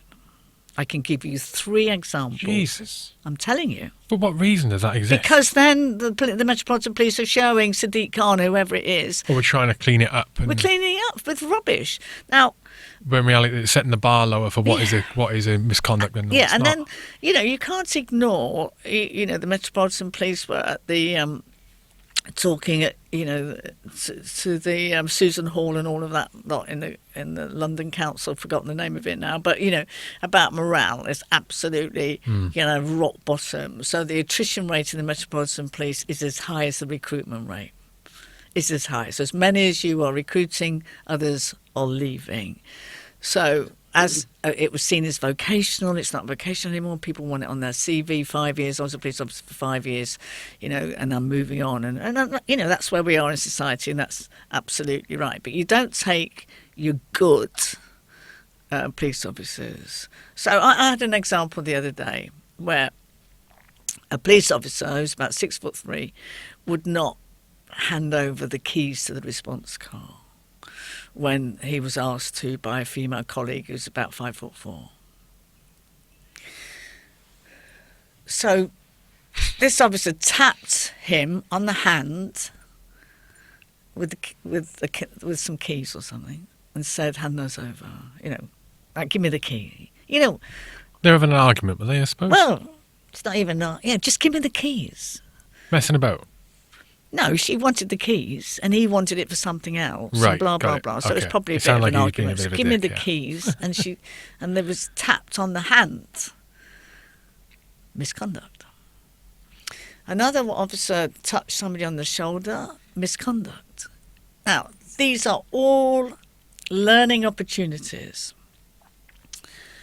where, you might have a young soul. I know you can't touch people, but my God. Well, you can. It's reality. No, you can't touch Yeah, them. but you should. But You can't. You cannot touch them. You cannot touch them. I spoke to a very senior officer who said, you can't touch them. You can't touch them. And also, you have to ask. So you're in the military, Hugh. So if you're a military commander, and you say to me, "Jackie, I want you to go here, over there, and when you get there, I'll tell you the reason." I'll go, "Of course, Hugh, I'll go and do it." So now they say, "No, I'm not doing that. I'm not doing that." Because they Or don't have the reason. Because they don't have the reason. no, they don't want to. They They don't just- want to. They don't want to do it. Or An officer's saying that. yes, they My don't. God. And then they kind of. It's just like so. Is this You have particular to to the ask Met? Or is it... Oh, I don't. I can't speak for other. I Okay. can't speak for other forces. Yeah. So you have to ask. You have to ask them, not tell them. Would you mind going to blogs to do this? So, would you mind? So I'm in a discipline service. You say to me, Jackie, I want you to go here to do that. That's your job. Thank you very much. I wouldn't even question it. If it was, I mean, it's obviously legal and da-di-da-di-da, but that's kind of what my job is, to do that. And those are the things where officers, I mean, I had an officer on the phone for 3 hours. 3 hours. From 9 o'clock at night to midnight. They were going to pack it in. Can't stand it anymore. But why does this situation exist? Do you think this is a generational thing? No, it's all to do with Cousins and Carrick, and about getting rid of the bad officers in the Metropolitan Police. But in order to do that, to show to politicians or to the Mayor of London that in 2024, instead of 3 misconduct cases or however many more, we've done 3,003. So I'm showing you that I'm actually doing the job, clearing up the Met. It's false. It's false, though. Of course it is. Of course it is. And the mayor's not going to change his opinion, let's face The it. Mayor's not going to change his opinion. You know? Of course he isn't. So it's very... and all of this is about, in terms of supervision, well, you know how to manage people. That somebody's made a mistake, and then you speak to them, in an adult way about their mistake and show them the right way. That's more effective than saying you've made a mistake, misconduct, which is punitive. It's much more effective to give it as a learning opportunity. Yeah, the problem is what's required sounds like partly or mainly is a cultural change, It's cultural. which takes much longer, but is much more effective. Yeah. But in reality, that kind of time limit is far too long for politics and far too long for the people. Well, ever since I joined, people say, oh, like dinosaur or whatever, but some things don't change. So things that don't change are this. So the governments are in power for 5 years. They're looking for short-term answers to long-term problems, always. Fix this, 5 years. We'll do this and then we will show. And all you've ever done is stuck a plaster on it, because in society we have to work with the opposition. There are some problems that you have to work with. If you're Labour, you've got to work with Tories, or the other way around, or Liberals, or, this is a problem for all of us in society, not just a vote catcher that I'm going to do this, which is just putting the plaster on something that is a long-term societal problem, and that has never changed since I joined the job. And all you do is that you stick a plaster over it, and you never get kind of underneath it to do proper change. So the other thing that again the Commissioner's talking about, the cuts, the public service cuts that he has to bring in, and it's millions. So I mean, I do feel for him, because all the police stations have been, well, no, I don't mean all, but 136 police stations have been sold off. Anything that was of value has been kind of sold off. So where does the Commissioner of the Metropolitan Police, where does he get, where could he possibly cut to save X amount of millions of pounds that they're asking him to do, when he is stretched, and still police officers go to work because they actually kind of love it, but you can't keep kicking them down. You cannot keep doing this. Not in a in their place morale. where, not in a place where it seems to be getting worse. It's from a worse. societal I feel perspective. so sorry for, the police. It's all right for the public to say this, and the other. They haven't got a clue of what it's like policing. I know I'm being London-centric, but that's all I know. This unbelievable city of ours that is, culturally diverse and all of that, which is absolutely brilliant, and everything that goes with it. So you've got one march over here and one march over there, and you've got to stay impartial, and then some, it's so, there's all sorts of things that they are asked to do, and they do it, willingly, and they still get hammered. And sometimes, you might say, sometimes, like any human beings, they sometimes don't help themselves. But those things happen. But in the main, they're being slaughtered. Why would anybody want to join the police? That you're held accountable for. You have to be held accountable, but it's never in context. It's never in context. No. And it's all about. They do need to improve the way they're dealing with the way their PR is. You talk about the Cabot incident earlier and the snippets and social media getting released to the news, and the news releasing it. In some cases, the news will clip down a video which provides context and clip it down to something which looks horrendous. Yeah. The Manchester airport. Yes. So what's happened to those men? Rakkar was a perfect example. Yeah. I don't actually know what's happened. Has anything happened to them? No. Just unbelievable. No. Unbelievable. And the thing is, again, another officer's life ruined there, I suspect. Well, we don't know yet, do we? But, yeah, but nobody knows what's happened to the men. But he's known, though, right? Who he is known to the public. Yes. So his life has been changed forever. Which one are you talking about? The guy who stamped on the guy's head. Oh, right. I didn't know they'd named him. Have they named him? Oh. I don't know. I thought, he's in full view on the clip. So yeah, but I don't think they've named him as such. Okay, I thought, okay. As they named the guy who's just been found not guilty. Right. But that example there, it took days for the force to. In fact, I think it was released. I was talking to someone else. The extra footage got released, the CCTV footage from 2 different cameras, that actually got leaked later on. But it was the exact kind of footage that needed to be released straight away, because in the original clip that was shared, it was just a stab on the head, and which wasn't great at all. Even in the full context of the clip, it's still not the greatest act you'll ever see. But it was a lot more. The severity of it was a lot more. Was a lot less when you see the whole thing in context. But it takes so long for them to release everything, from the body-worn cameras to additional CCTV footage. It hinders them. Them being the police forces having to deal with this kind of real bad press. Yeah. Because I don't think you can change the way the press is going to handle it, especially these days. They're fighting for their life. They need money, and they need it wherever they can get, and that's clicks, mainly, and attention. Yeah, but that's clickbaiting, isn't it? It's just called clickbaiting. Yeah. And the level of journalism, we dealt with in my, going at dinosaur, but what I would consider to be professional journalists, and now I can't say that about everyone, but they're just looking for that clickbait, that story. They don't check their facts. They don't do any context. They don't do any research, and they're just doing it. For the headline is appalling. The level of journalism is appalling. It's horrendous. Yeah. Appalling. Yeah, it's a shame, because there's some great journalists like you. I've got friends who are journalists, and I've got no problem in slating it at the moment, and I hope they will go and find somewhere which is more reputable to go and work for. But there aren't many of those places left.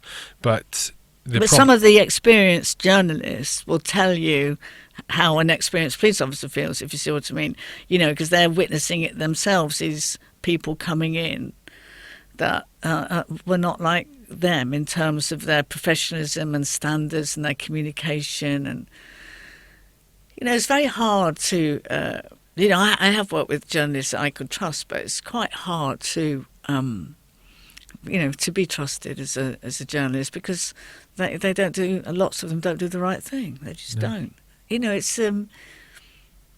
It's so sad, really, when you think about it. Where I don't know. How would you change the Met? How would you improve the Met? What would you do?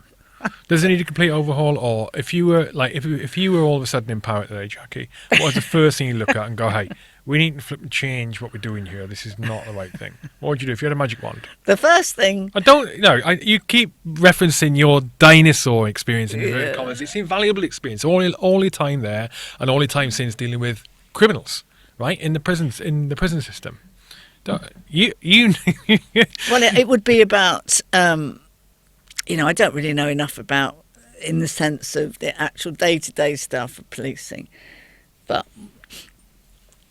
I would change the geographical aspect of policing London for start off, because the areas, basic command units, in my opinion, are far too big, where you've got a chief superintendent who's in charge of thousands of police officers. With not many police stations to go to either. There's no police stations for them to go to for a start off. So I would look at the geographics, if that's the right word, of policing London, and that would be my kind of starting point. And it all comes back to people will probably shake their heads, but it doesn't really matter. They've lost police stations, so the officers turn up for duty. They've got nowhere to go for something to eat. So where do they turn up for duty? I was going to ask you that. So They would. You can be on the computer. You can be briefed on a computer in your car and stuff, or wherever. I don't really know the answer to it all, but people, again, the media, they're queuing up for a McDonald's. Well, they're entitled to have a meal break and stuff. So there's about the biggest journey that they have, I think, is about trying to win back the trust of the public, and that has to be by communication and by listening. How they do that, I don't know, but it's about reducing again to areas where, I'll give Hammersmith as an example. We knew all the burglars in Hammersmith. We knew all the robbers in Hammersmith. We had an intelligence system. And you could say, well, that doesn't happen anymore because people come in from outside areas and da-da-da-da-da-da-da-da. But you've got to start somewhere, haven't you? You've got to get the public back. I don't think you start with communication on that, though. I think you start with action. I think you start with action in the way in how you police and what you put in your effort into, resource-wise, to investigate. Or, prime example right now is non-crime hate incidents, right, front and centre. Yes, but that's causing so many issues. Exactly. I know. Yeah. So that's what I mean. Don't. Why are we bothering with that? When there's other things not getting investigated, right? And then, so partly that, and then also partly action in terms of how you're dealing with the government. The government. The government. That's not your local PC on the beat dealing with the government. No, but I mean a force level or local government, a force level, in because a lot of the correct me if I'm wrong, a lot of the influence on how a force will go about and do their things and the strategies they take and where they spend their time is politically influenced, right? Well, it depends what the Home Office. They used to set objectives. I don't know if they do set objectives anymore, but whatever I don't know what the Home Office say to policing in terms of their plans, because what they have now is police and crime commissioners who prioritise the plans, not the Home Office. So what you have in London is the Lord Mayor's, not the Lord Mayor. Mm-hmm. You have the Mayor of London, Sadiq Khan. So then he meets with the police and said, these are the policing priorities that I have. And so do police and crime commissioners all around the country. So an example on that part. But they're government-led, aren't they? Because they're all political. Yeah. So an example, to go back to bring it back to what we were talking about earlier, and that is, you mentioned about the, this lowering of the bar. What is misconduct in the police? And they're doing that to get the numbers that Sadiq or whoever else wants to show in the short term that action's being taken. So instead of actually doing that, kicking back and saying that's not the right approach, you're not going to have your numbers. We're going to we're going to push on a cultural change and try and change the whole thing, which is going to take longer. You're not going to get immediate results, but there will be positive results over time. It'll be lasting. We're going to change the culture so it's lasts going forward, and it will be net good. You'll get better if you get more efficiencies from it. You'll get a better recruitment. You get better retention, less attrition. As an example of, showing the public that you're doing what should be done, as opposed to just saying you're doing what should be done. Yeah, but I know what you're saying is action first. But to be honest, Hugh, I'm not.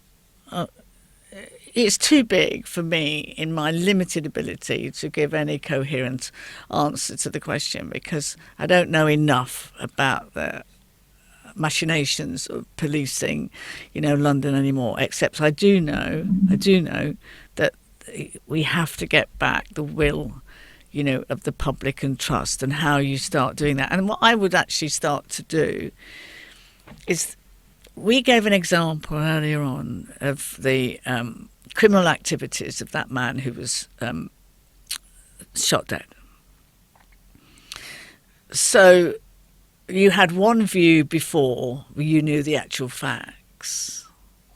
Now, just as an example, this is the reality of policing London.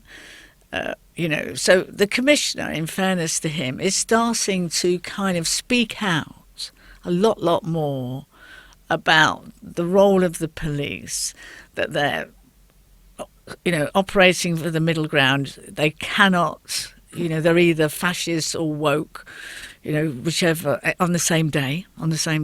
So the point about it all is that he needs to start bringing the facts back in to the public, instead of just having this one-centred view by the media or other people that voices are loud enough, and then you start making opinions as a member of the public from what you've heard from something that's unbiased, which is biased.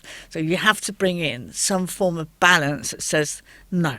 I'll tell you who used to do it. The commissioner of the Los Angeles Police Department. This is what you meant by communication. Yeah. Right, earlier. Okay, got it. The Los Angeles Police Department chief used to talk about, this is donkeys years ago, but he used to go on and say, this is the reality of policing LAPD, da-da-da-da-da. So when people, you're just being factual, so you have no subjectivity attached to it.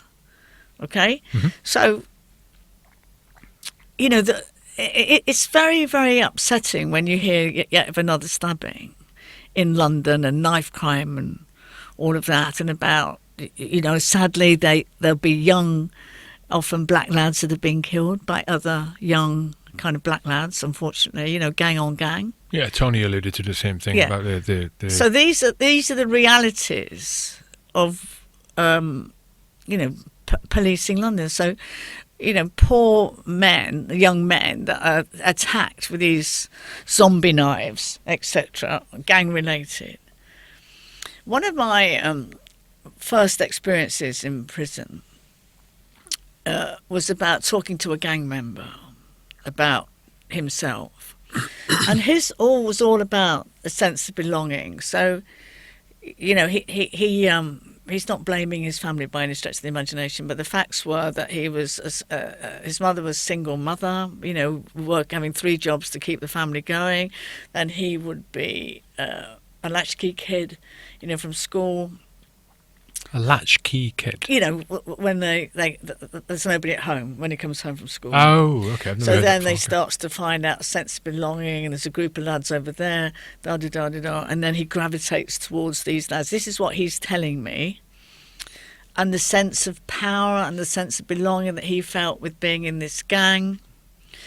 And then what they were saying, if you want to be in the gang, you need to stab somebody, and what that felt for him.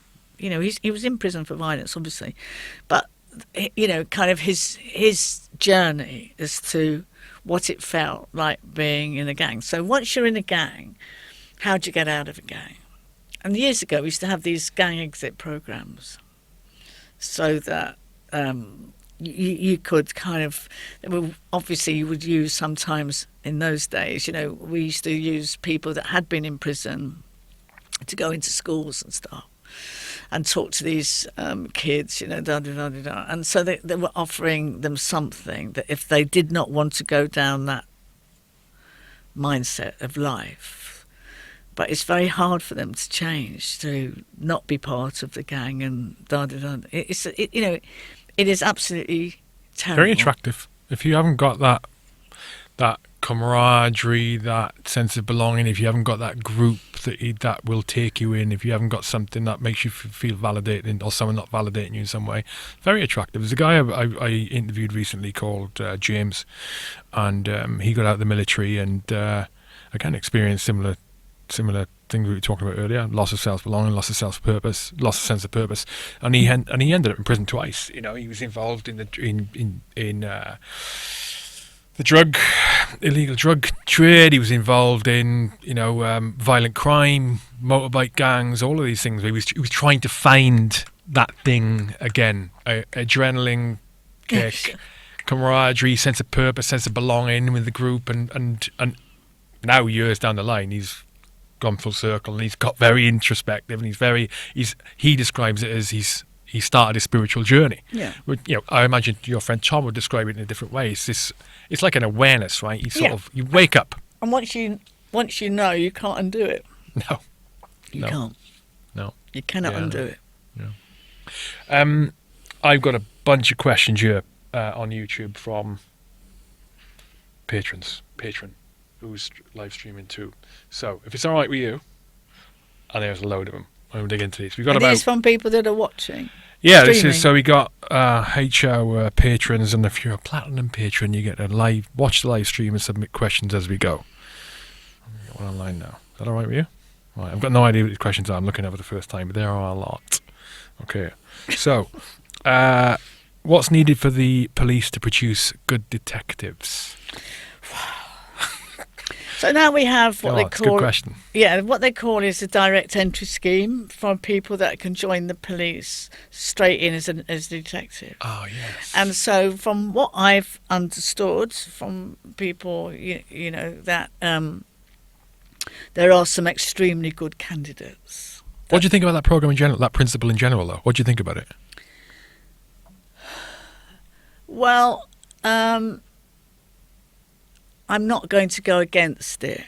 I'm not. I think that with direct entry detectives, or even we've got a chief constable now that came in at direct entry at very high rank, but they had been in the criminal justice system for 30 years, and then you go on kind of, you'll get negativity on social media. Well, she's got 8 years service. What does she know about being a chief officer? We don't have to know lots about. It's a different kind of ball game when you're a chief officer of police. You're looking at the great big picture. You don't have to give an evidence at the Old Bailey to be a chief officer of police. It's the standards the same as someone who the standards the same for a detective to a direct entry detective as it is for someone who's in the police to become a detective, apply to become a detective. I think they come in under the degrees. I think it might be. I'm not too sure they do come under a degree system or not, but it doesn't really matter whether they do or they're not. But what happens is, it is about the training.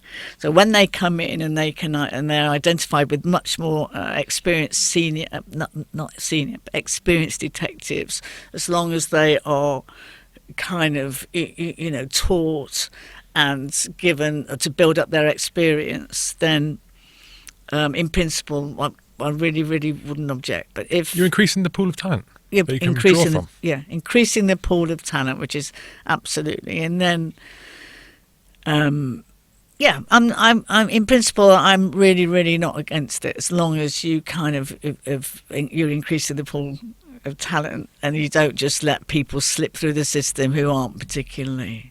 Yeah, Special Forces actually opened up several years ago now. Actually opened up a direct entry to them for civilians straight in. It was the same arguments then, but if again the standards are high enough and you're not going to end up letting people in who are not good enough for the job, then what's the issue? What's the issue? I mean, and in the police service, especially. I can't speak for anybody, but the detection rate in terms of murder is extremely high. We have one of the best counter-terrorism police officers, in the world. We there are high caliber organised criminal gangs. You've got the National Crime Agency that are, equally excellent, and so you bring them in and give them as much experience as you can, teach them well. I'm not against it. Mm-hmm. Uh, were the ex-military who joined the police that you knew of generally good? Yes, absolutely. So years and years ago, doesn't happen now, but years ago, as part of building my own kind of CV up as well. But equally, because I was interested, you can volunteer to be an interviewer for candidates coming in, and that you would do it maybe once a month with the chief superintendent for a whole day. So me and the chief superintendent would be interviewing these candidates, and I really enjoyed that process. So the military come in. Obviously different from somebody from Civvy Street for obvious reasons. And so, but you can't have all military, of course you can't. So you need, I think my job to do a day's interviewing would get a mixed bag of candidates, because you need that. You need a mixed bag.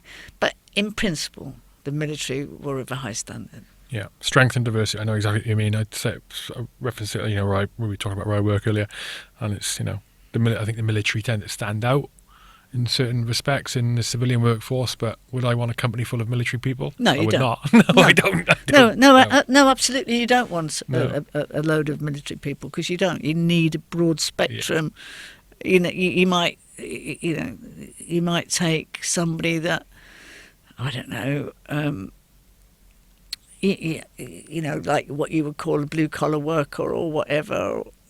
As long as it's about the individual, it's not really about what they do. Mm-hmm. As well. Mm-hmm.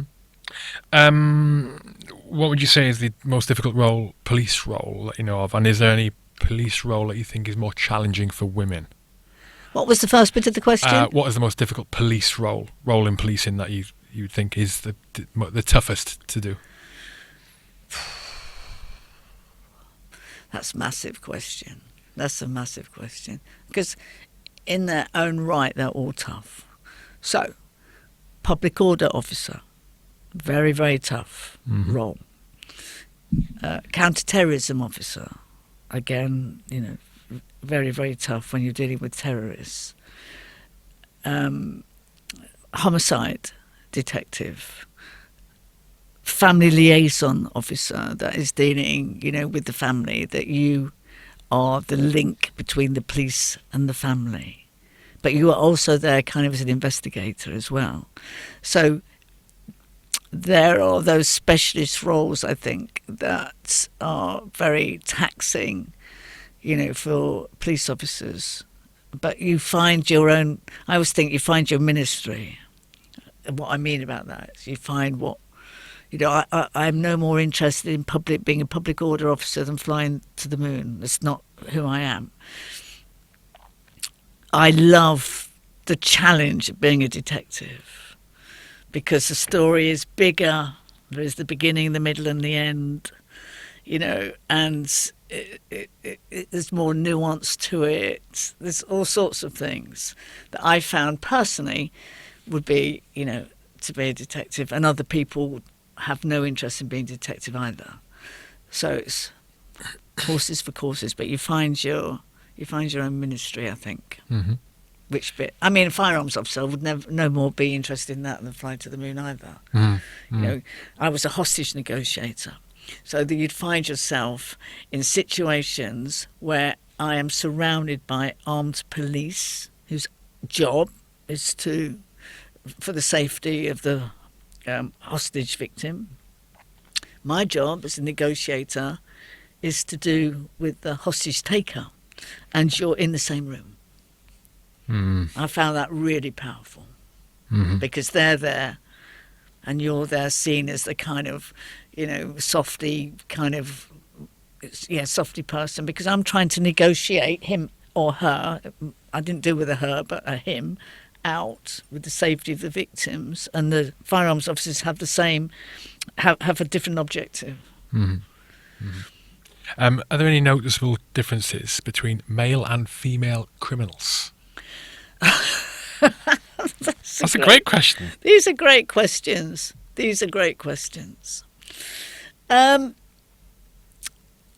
Female criminals, in my opinion, are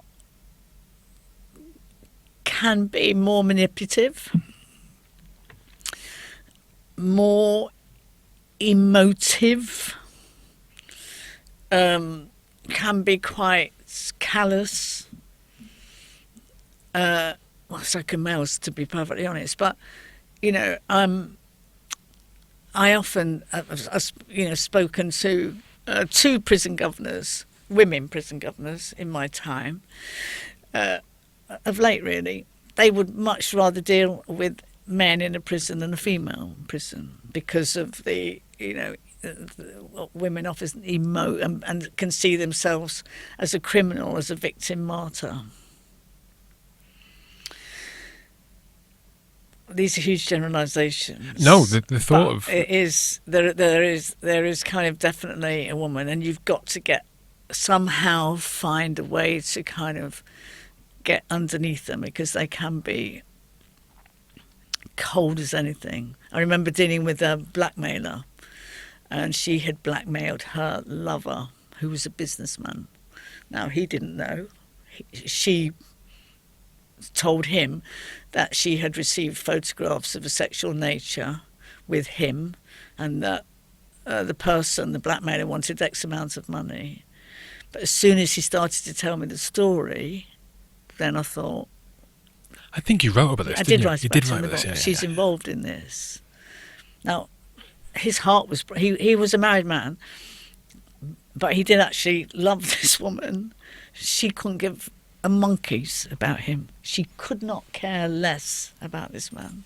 And what she wanted was that he paid for her children to go to private school. He paid for everything, flights here, there, and everything. And da-da-da-da-da. And lots of people could say, well, he was a married man. Yes, he was a married man. And, it's not in my moral values to, but she was a hard nut. A really, really hard nut. Mm-hmm. So you can get them that are quite hard. And there is a difference, I think. I would hate to go to prison. Sorry? I would hate to go to prison, right, as a prisoner. And I think my worst nightmare would be in a reality where I am a male prisoner in a female prison. It would be an absolute nightmare. I've been in many prisons in my life for one reason or another. The most scariest prison I've ever been to in my life is Holloway. Really? It's gone now. But they had this thing called free flow. So it meant that, that at a certain time they'd all be released after they'd had their breakfast, and they would all be going to education or they'd be going to work. So the corridors were full of women walking towards you in free flow, and I really felt intimidated. And I have never felt intimidated by any men in a What was the prison. difference there, Jackie? What was it? Why? What was the difference? Oh, I don't know. See, they were really, really hard as nails. And yeah, it was scary. Now I've been into another prison, a female prison, because I'm invited to do AA chairs. In fact, I'm going in shortly this month to a female prison, and I don't find that at all scary, because the women that I've come across in those AA meetings are absolutely, interesting, they're fabulous and everything. But you just sense this kind of toughness about them that you don't necessarily get in a male prison. It's hard to articulate. It's the emotional aspect for me. It's like if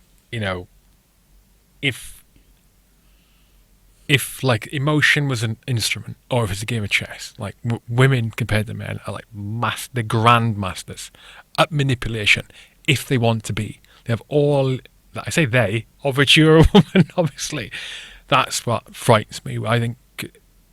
I think in a female prison, I'll be a victim very quickly. Well, as a gay woman, I could say to you, and it may be because I've worked with men all my life. It may be that, I don't know, but I think it is that. I find men much simpler. I agree. much direct. You know, if they've got something to say to you, they'll say to you and it's gone. But with women, you have to kind of mind read them sometimes, and they go around the houses and you're supposed to know what they're thinking sometimes, and you just say, look, whatever you're thinking, just say it, and then we know where we're at. You know, I cannot read your mind. Yeah. Okay. Are there any UK prisons which are good with rehabilitating, or particularly good at rehabilitating prisoners? Yes, there are.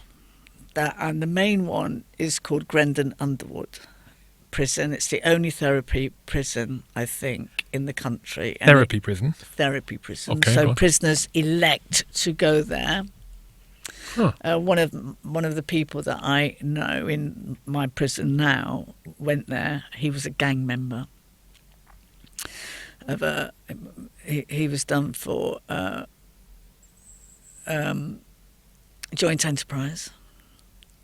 He was done for joint enterprise. Yeah, so there's 6 people in a gang, and they murder somebody, but nobody actually puts their hands up. But anyway, he's a gang member, and he then went to the Grendon Underwood prison. Now I have been to Grendon Underwood prison a couple of times, and so it's a therapy prison. So you are challenged more by your peers than by, you know, the psychologist. So it's your peers who judge you, who are also in there. It is very, very impressive, Grendon Underwood.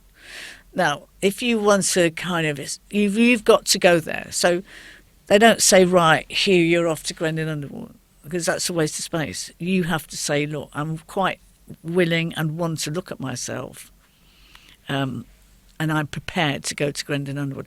And not only that, it is extremely challenging. You would not be able to pull the wool over anybody's eyes in Grendon Underwood, because it is your peers that will challenge you. It's fascinating prison, it really Interesting. Okay. Yeah. What would you change about how the UK punishes / rehabilitates prisoners? Well, I do believe in rehabilitation, and I do believe that people should be kind of, you know, given chances. There are some people, and, you know, I have met them myself, who don't want to change or can't, well, no, I don't say can't change, but refuse to kind of, you know, they're part of their blame culture, keep projecting, blaming somebody else, and it's always about somebody else, and it's never about them. So as much rehabilitation as you kind of possibly can give in a prison would help. Otherwise, you're just locking people up, and then they're releasing them, and nothing changes, they say. Nothing changes if nothing changes. And that's a great saying. And so given the opportunities for rehabilitation, it's up to them to take it, and if they don't, they don't. How do you impact prisoners who are there for a short term? I don't really. The short-term sentences, I mean, you know, 2, 3, 4 years, maybe less. Well, I was just thinking more about kind of months, okay, as opposed to, you know, so months, the months, yeah. in terms of people keep their head down, yeah. Wait for the duration of 6 months, go out, they haven't changed much, and then they're just this kind of revolving door. There are some people. I've got a guy that I really, really like talking to him. He's 17 years recovery, never been to prison before, and then during COVID did something illegal. He knew in his mind that he did it. I mean, he knew what he was doing, but he nevertheless did it, and he's ended up in kind of prison. You know, it's a fraud thing, but the point about him, he knows exactly what he did, made the choice in any event, and then obviously the circumstances. But he won't come back into prison. I'll bet money on it.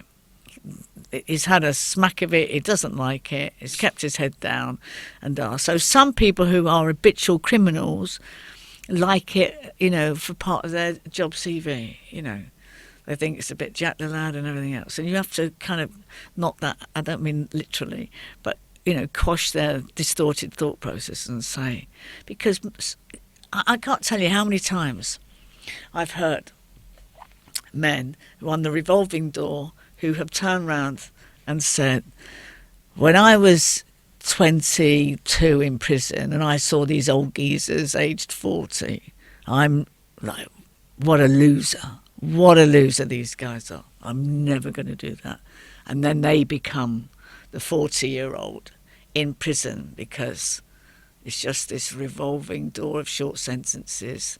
They don't know how to break the cycle, and they're back and forth, in. And it's gone now, but we had this plant in the meeting room, and this guy was in, and he said, oh, Jackie, so when I came in, he said that plant was about 2 foot high. It's 22 feet high now. And he said, and that was the gap. And then there's this other guy who I work with on the RAP unit, Rehabilitation of Prisoners Trust. It is. They don't do it anymore, but they did the real in-depth. Some prisons do it, but mine doesn't. In-depth look at themselves. And he came back into the group. He said, "God, blimey, Jackie, you still here?" So I'd met him in 2010, and he hadn't done anything. He stayed out, and then did something. So he'd been out like 12 years. He said, "Are you still here?" God, it made me feel so kind of old and thinking, oh, blimey, I suppose he's right. But there's something about it, because I keep saying I'm going to give it in. I'm not doing, I'm going to pack it in now. I've done my bit. And so I've kind of got a couple more people to help me. But it's really hard to let go. There's something about it.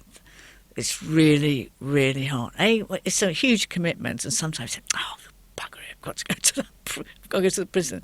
But like, as soon as you turn the key and you're in, you go, I know why I do it. Change your lives. Change your lives. Well, you sow the seed.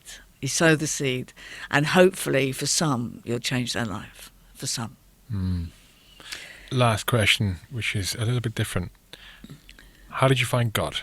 Is it difficult reconciling what you've seen with the belief God exists? I don't believe in I believe in a power greater than myself.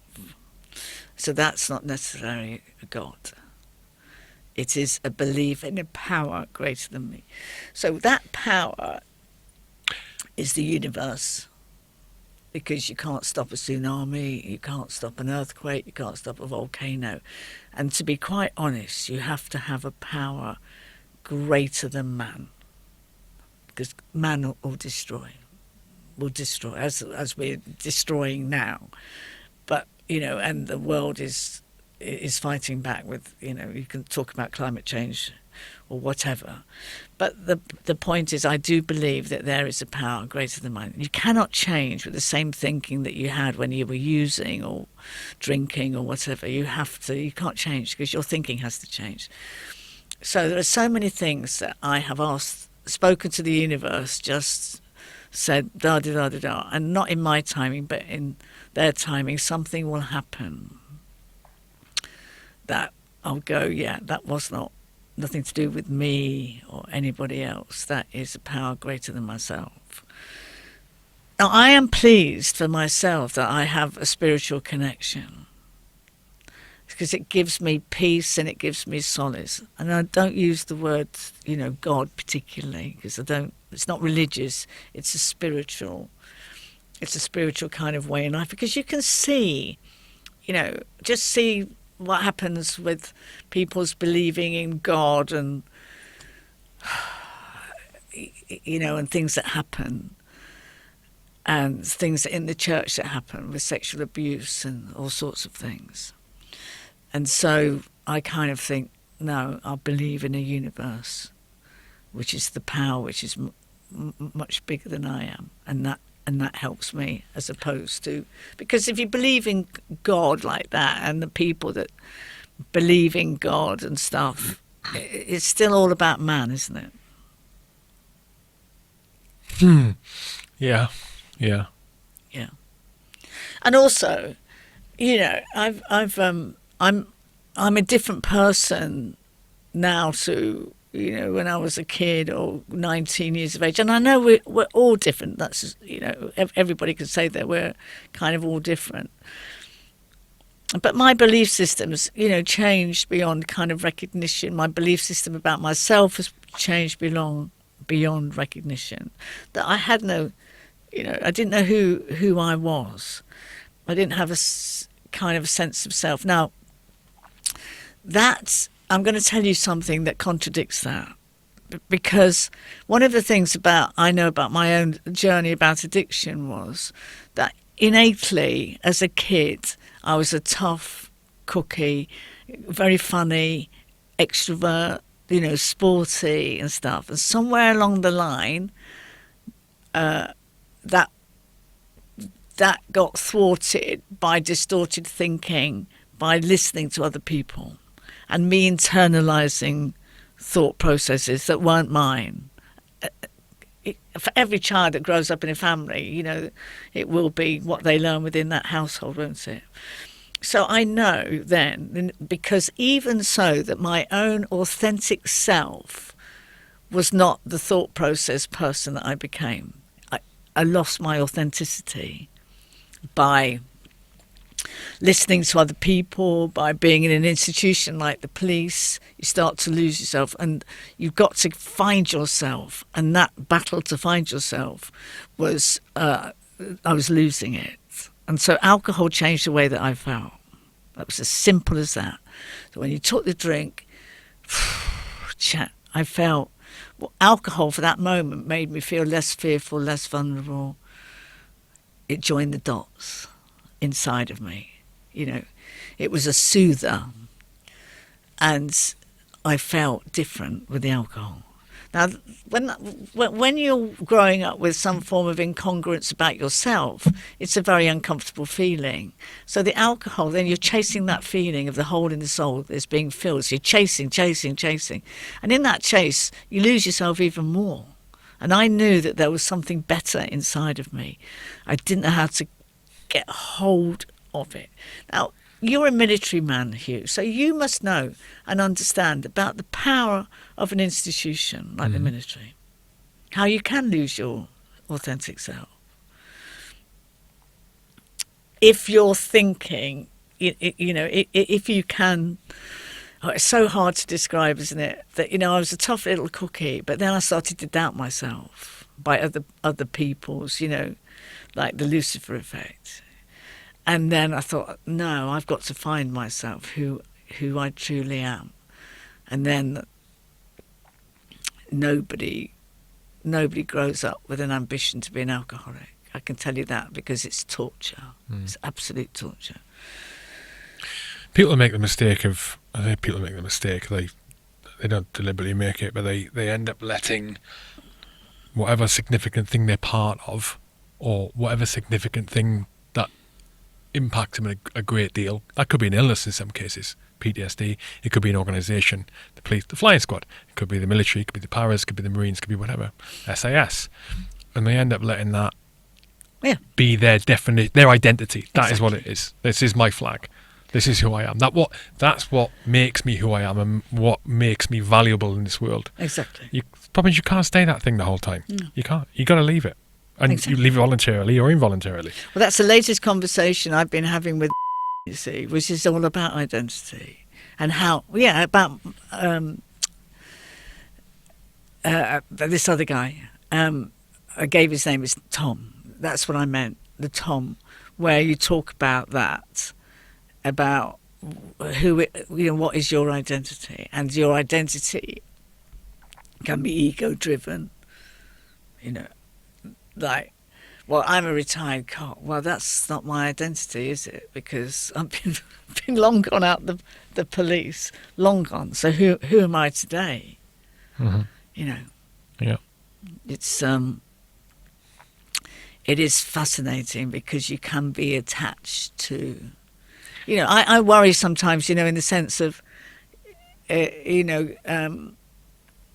crime and that. Am I still attached to?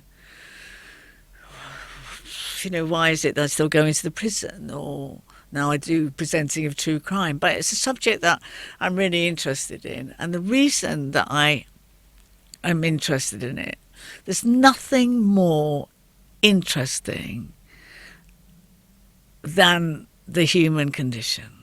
That's what the whole world operates on, is the human condition, isn't it? And our behaviours. So that's what I am attached to, the human condition. And it's like, once, you can't undo that. You can't undo that, Hugh. It's very difficult to undo it. No. You've for your entire life up to this point, and starting off with the police, it's you've had to pay attention much more than Joe Blogs. You've had to pay attention to why people do the things they do. Yeah. But at that point now, that gives you a much better understanding compared to Joe Blogs of why people do what they do, and then it means that you can go into the prison and do things like impact people's lives for the positive. But to give, and also to give back something that was given to me for nothing through Alcoholics Anonymous. I didn't have to pay for anything. I just was told to keep going to the meetings, and then obviously go through that reflective process. And I've done that, and I have never not going to Alcoholics Anonymous. But what you get people saying to you, well, you still have to go because why do you go, Jackie? Are you worried about having a drink? What they don't understand about addiction, it's nothing to do with the substance, nothing to do with the alcohol. Addiction has nothing to do with alcohol. It's an attempt at self-repair. That's what it is. And the alcohol is just, your medicine for much, much deeper issues. Absolutely, with a fact. So for most. Well, I'd say. For all? Well, if you go, I think. Well, personally, it's got alcoholism. Clancy talks about alcoholism has got nothing to do with alcohol, or he says alcohol. Who says this? Sorry, Clancy, who was very famous in Alcoholics Anonymous, worked with Carl Jung and all of that. So the point about it is the drug or the drink has nothing to do. So when people say, you go to AA, is it because you're worried that you're going to pick up a drink? You can fill this studio with alcohol, floor to ceiling, would not touch me. Wouldn't even touch me. Because it's about your thinking. It's about dis-ease without self, and that dis-ease within self. So you hear people saying, well, I was born with this disease of alcoholism. It's twaddle. Absolute twaddle. It's nothing. So lots of people can say, well, actually, so if I make it a disease, it's outside of myself. I can't help myself. I've got a disease. It's your thinking. It's all about your thinking. That's what addiction is. Nothing to do with a disease. It's your dis-ease with self. It's your discomfort with living in your own skin. You have a hole in the soul that we have to fill by retail therapy or, gambling or whatever. Drink, drugs, something, work is another one, to change the way that I feel, when actually you really have to sit with self, and you have to sit with those feelings. And however painful they are, they say in AA, you can be crippled with emotional pain. In those early days that I was, and they say that, what they used to say, it will pass. And you wanted to smack them in the mouth because the pain was so intense. But it does pass. Everything passes, You can process it properly when you're not under the influence of something. And drink's not going to make, the slightest bit of difference. My friend that's just died, quickly, very quickly, would me having a drink change the way that I felt? At my loss of my friend and stuff. You feel your feelings and stuff. It's not going to change anything. So I kind of, with Alcoholics Anonymous and stuff, it is a life changer. And if you stick with it and you do the things, and more importantly, you hold the mirror up to self. can't keep pointing the finger at these other people and saying, what was my part in it? And my part was I couldn't stand living with me, so I'd use alcohol to change it. And then I had to learn to live with me, my strengths and my weaknesses, what bit I didn't like and everything else. And So, can I ask a question? Did you come out after you went dry? sorry? Did you come out after you stopped drinking? No. No. I was the stuff in the police, again, about being measured, this profound sense of being measured. Now that, my friend Tom reminded me of your profound sense of being measured, Jackie, from childhood. Then you join the police where women aren't wanted. You're measured. Sexuality in the 70s, massive shame, measured against society, that whole thing. So my authentic self said, well, actually, I am gay. I'm not going to hide that. And I did, from donkeys years ago, And would always, you get, we always laugh and joke about it, but at the time, you went with it, but you'd get sexual objects for your Secret Santa. The flying squad were a nightmare, with dildos for your Christmas presents and ha, because what you want, Jackie, is a dick. That's what you need. And so you haven't, and the other thing they used to say to you, you haven't met the right man. So I would say, I don't know how I turned out to be gay. It doesn't really matter. But the thought, it wasn't an easy life to live in the 70s and 80s, 90s about being gay, because you were often measured against society, and there was something that was intrinsically wrong with you. But you know what? If I get killed on the way home tonight, and I hope I don't, but if I did, I've learned that AA has taught me to validate myself from the inside, where I spent decades trying to validate myself externally. Drink, relationships, work, the latest, smartest car. I used to have, really good cars, because that changed the way that I felt. It was all external, when the journey had to be an internal journey. And that's what Alcoholics Anonymous has given me, and that's the greatest gift I could ever be given. Jackie Malton, it's been a pleasure. Thank you, Hugh. How can people get your book? Amazon, I take it. You got two Amazon. books, did you say now? No, one book, The Real Yeah, Prime one. Suspect. Yeah, Real Prime On Suspect, Amazon, yeah. And I'm going to pick up a copy, because when I read it, I'm sure I read it. No, I think I audiobooked it. Or did I Kindle it? Anyway, I haven't got a copy, so I'm going to get a copy. Right, yeah. I'll send it down to you if you can sign it, send it back up. And perfect, I'll do a giveaway for that. And have you got a website? No. No. Okay. So people can follow you on X, though, right? Twitter, @Thursley. @Thursley, THURSLEY. I'm on LinkedIn.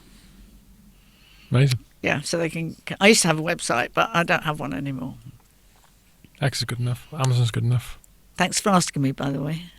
For what? To do the links. podcast, thank you. Oh, thank you for coming. I honestly, you mentioned it. I was going to mention this about 10 minutes ago. You were saying earlier about, we were talking about, things that, doing incredible things that sort of, they define you, you think they define you and move forward. And when I was thinking about why I was so excited to have you on at that point, and I was thinking it's not because, and we hadn't mentioned actually the Real Prime Suspect book or the series, The Prime Suspect, on which Helen Mirren's character is based on. Yeah. We haven't mentioned it up to this point, and that is because I didn't feel the need to mention it right early on. In fact, at all, because that got me thinking why I was so excited to interview you, and it's because of what kind of things you alluded to just now. When I see you, and when I first met you, and when I read your book, I thought, my God, this woman is this. You're this whole.